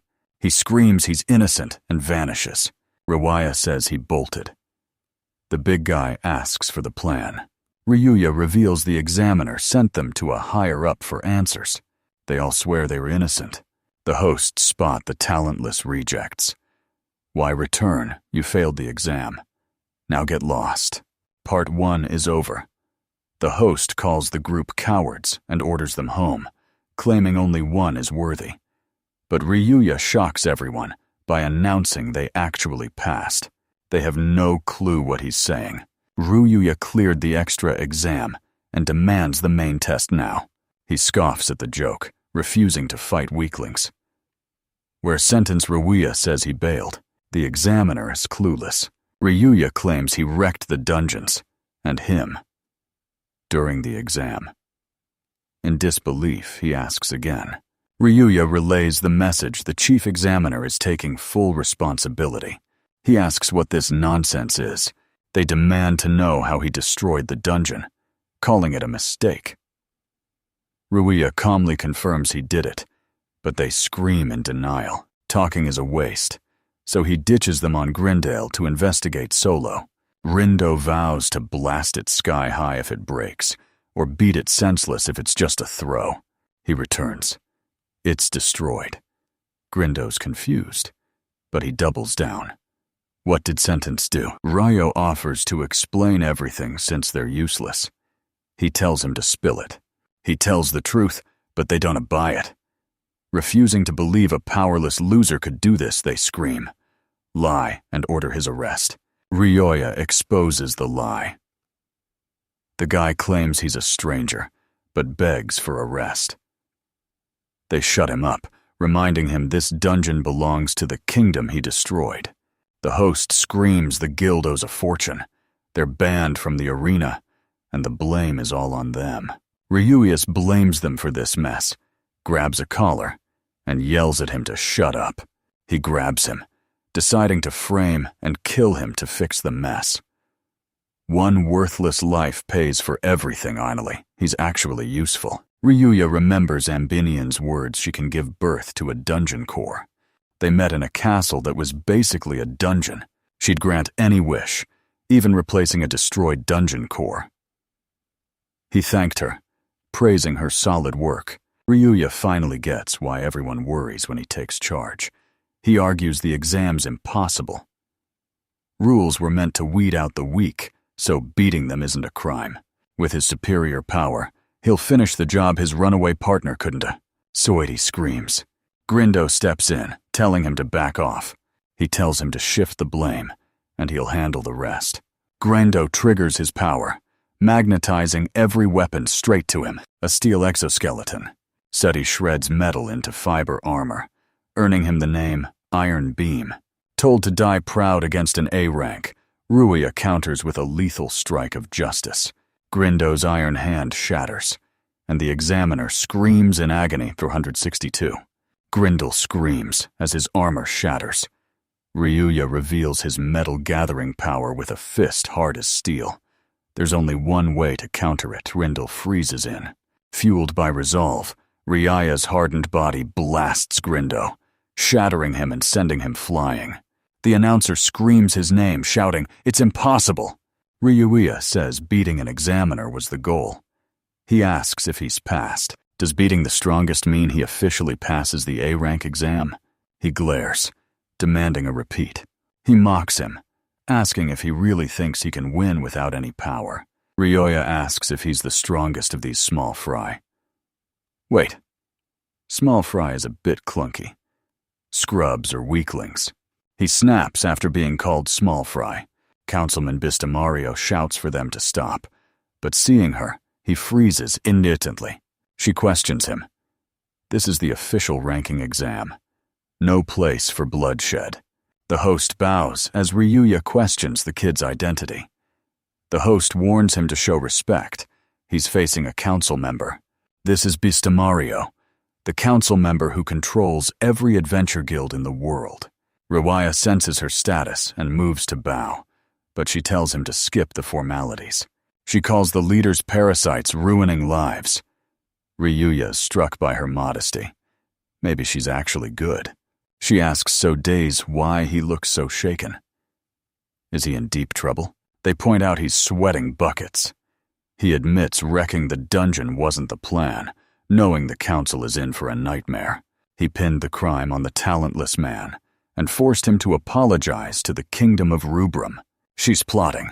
He hates that a council member like him had to show up in person. She warns him this is a mistake. He's the supervisor, so everything that happened is on him. If his condition requires wrecking the dungeon, that's his own fault. She asks again if Ryuya destroyed the dungeons. He confirms it. She demands to know how. He says he hit the bottom and smashed the core. She asks how he hit the cannonball. He tells her to believe what she wants, but she confirms his story. Checks out. She blames the supervisor. They went rogue, launching the exam without the council's permission. Everyone's paralyzed with shock. She's heard nothing about a retest for those lacking aptitude. She confronts the host, demanding Sawada's answer for his actions. 496. Forget status, gender, or beliefs. She demands they ditch prejudice and pick new A-rankers based on pure skill. Merit is the only rule, and she forces him to promise. She schooled him so he'd finally understand, and now he looks pathetic. He just offers a sincere apology. She blasts him for defying the elder and playing judge. Ryuya didn't expect this pressure. She's gonna wear him out. She'll tell him straight. She's disappointed, and he needs to quit chasing that rank. He screams for her to wait, but she promises she wants to pin it all on him. If someone else is truly responsible, she'll personally apologize to the kingdom of Rubrums. Unable to beg, she forces out tears like a toddler. Ryuya watches as she turns to the examinees, apologizing for wasting their hard work. He bows, begging for her forgiveness. Ryu shrugs it off. They barely tried. He pivots to the main event, and she agrees. She guarantees anyone who hasn't failed yet stays in the exam. The exam is suspended. It'll resume later. So go rest up. Everyone obeys her. She eyes Soetus. Before apologizing to Rubrum, she demands the full story, starting with why he defied the council. He obeys her. Ruea's feeling the pressure. He wants to finish this exam ASAP and calls for Noem. His safety is all that matters. He's happy for her, too. He tells her to head to the hotel, and she obeys. Laughing, the brothers say goodbye, thanking him for helping them pass the exam. They shout their gratitude and admit the journey was a blast. Noem asks what happened. Ruea fills her in, and when he asks for a hotel, Noem figures there's one nearby. Ryuya forgot to mention he can reset the dungeon. He almost trusted that council girl, but stayed silent while Zemnanto watched from the shadows. What did you notice? You looked rough, and he was terrified. Did he have anything left? At the hotel, Noem calls first shower, claiming she's drenched in sweat. She says the shower's huge. Ruaya freezes mid-common room. He'll prove right now there's no hidden motive. He wanted separate rooms, but Noem insisted on saving cash, so they shared no hidden agenda. She bursts out screaming his name, asking if he wants a shower first. She apologizes for not asking, but he says it's fine, and sends her off. She returns to the shower, and Bunyan suggests they wash together to save money. He barks her name, outraged. She calls it logical, knowing. Noam secretly wants it. She says follow your instincts and touch. It's the ultimate pleasure for all living things. Ryuya enforces the house rules enter alone, one by one. Ambaniana scoffs, letting him have his way. She tries to shower with Noam to wash off the sweat, but Ruia blocks her, calling it impossible. He asks point blank what's the status. She asks if he's serious, eyeing the man's fate. She crushed her spy mission and watched him have a blast. Rydia snaps, so what? Ambinian says the kid was so furious you couldn't tell who the real child was. Ambinian sits, claiming he's the strongest and never rests. Is he so desperate to win, he'll eliminate every factor holding him back. Retyoya refuses to be bullied again. Ambinian warns of massive fines and losing his A-rank title, but he's still pushing forward. If it ends like this, he got off easy. Make them regret mocking you. Give them what they deserve. Ryuya plans to ask for a new dungeon core later, but hiding the truth is risky. He just needs the perfect moment. Aminian says leave it broken, but Ryuya refuses. He's determined to save others from the same nightmare. Ambinin claims he's exaggerating, and they had a reason. The chief examiner was already under house arrest and heading there anyway. Ambion demands to know where she's going, but Ruea knows she's at it again and can't be stopped. He grabs Ambignon's hands, thanking her deeply for her endless power. Stunned, she asks why he's being so sudden. He seriously calls her a reliable ally, making her blush. She acts tough, but is secretly thrilled as he thanks her. Ambini reveals her clone was stalking him. She projects his memories onto the wall like a movie, and while Ryuya's confused, he's totally hyped. Ambini and clones swarm in, and one orders the show to start. At a 5-star hotel, Zimnato screams it's all nonsense. Zimnato needs an alibi after trashing the Rubrim dungeon and becoming a wanted criminal.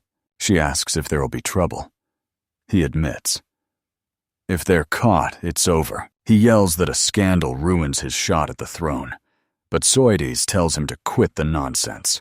The examiner grabs Nanto's collar, shouting he's the one who ordered the hit on his target. He screams that he thought this job would be easy since the target was powerless. The man begs for mercy, but the attacker shouts that the deal was too good to pass up a massive. He's losing his adventurer title. Lazi told him straight. If she's right. He's finished. Does he even get it? Zimnanto demands answers. He's not forced to protect him. If he dies, he's taking him down too. Roya and the Ambinian copies watch as the true heir is finally decided. Roya's stunned, frozen mid-popcorn bite. Soida's ready to spill everything, but Zemnanto panics, begging him to stop and listen. He offers to take the fall in exchange for a reward. The crowd hates what he's saying. Soy shuts him down. He won't live to see it. If they die together. Their fates are sealed. He slams him against the wall, arguing they should find an escape if they are both gonna die anyway. Tonight, he's sending Ryu to crush that incompetent.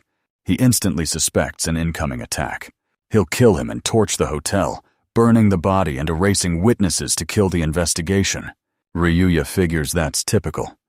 A-rank venture talk. Sweaty adds that Noem is with him. Take her out too, just in case. Tatizum Nanto stops the kill, sparing her for her rare power. They'll fake her death in the fire and turn her into their secret pawn. Ro still thinks the prince isn't fit to be king.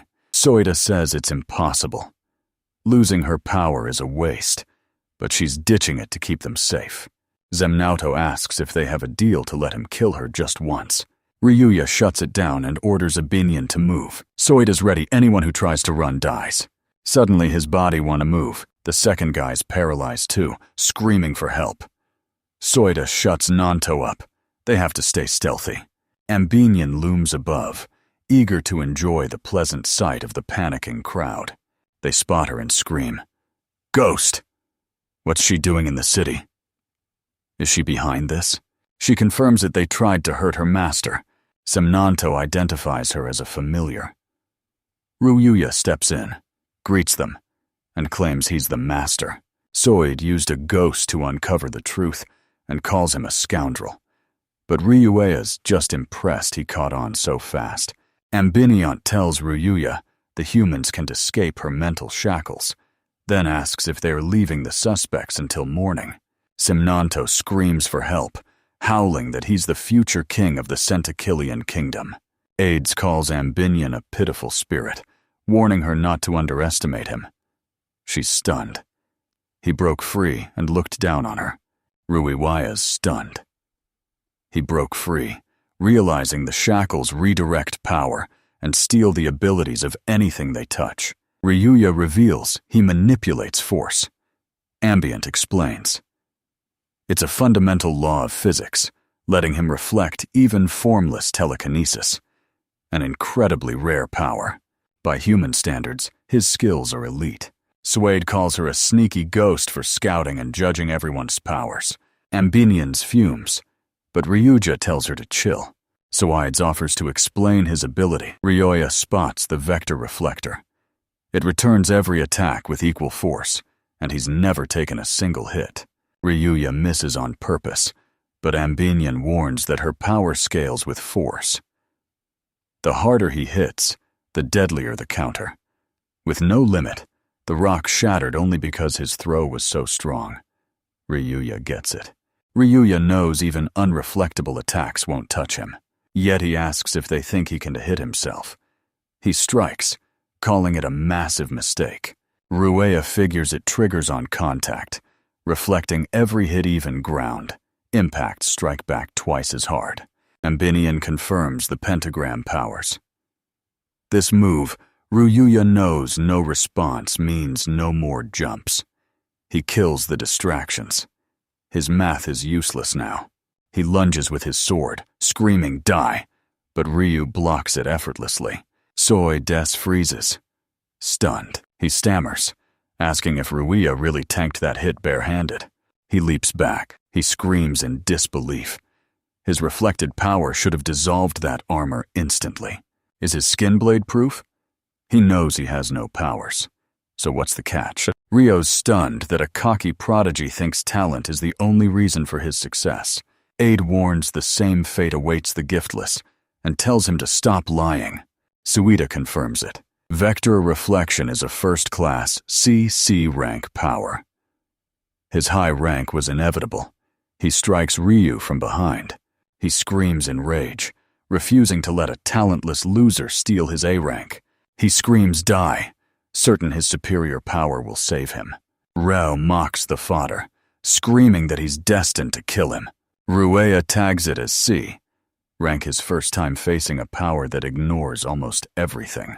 Powerless Ryuya grinds his raw stats to survive, but his own ability makes all that hard work worthless. Behold his power. Ambignon and Zimnanto watch, stunned. What are they up to? Ryo fears talent will ruin his hard work. Too early, he snaps, reaching out to him. He's reflecting an invisible force like a solid stone. He yells, "He's untouchable. You can't even grab him." He doesn't just block blades. His power reflects every single force.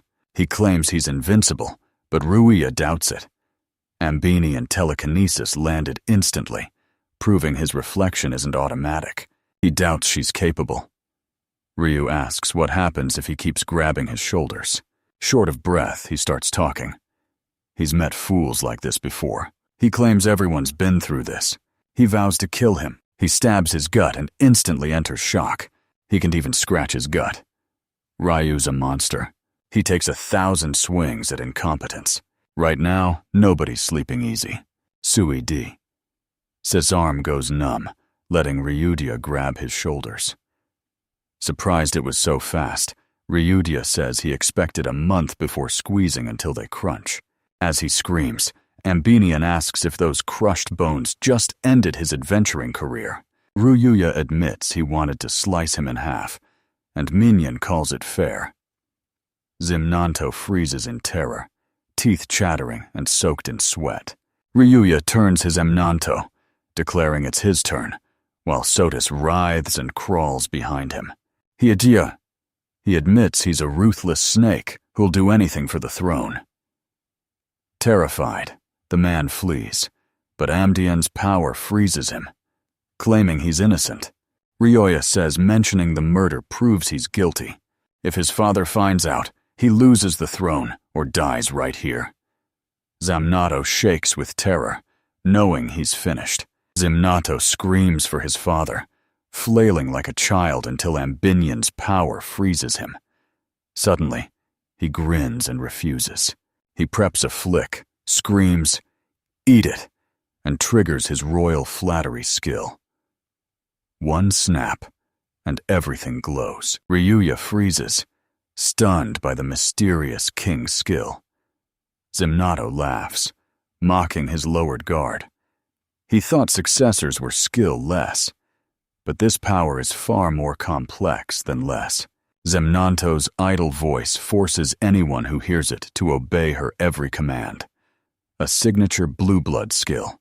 Ryuya's voice echoes deep. Boundless respect strips his heart. Bear an unbearable warmth. Zemnato whispers, "He's the master now." Their powers merge. Ryuya turns and calls him master. Zemnanto confirms and will grant the request in full. Ryuya Dex. Zemnato, shouting, "It's impossible." The voice resonated in his chest. But didn't it touch him? Zemnato can't command him. Skill doesn't make him a leader. His character and actions do. Without them, he's no king. Only Les Ledza's voice shook thousands of hardened hearts, making them race. Zemnato lies floored and bleeding. Abinion exhales, but Ryuya asks, is he worried about hitting a royal?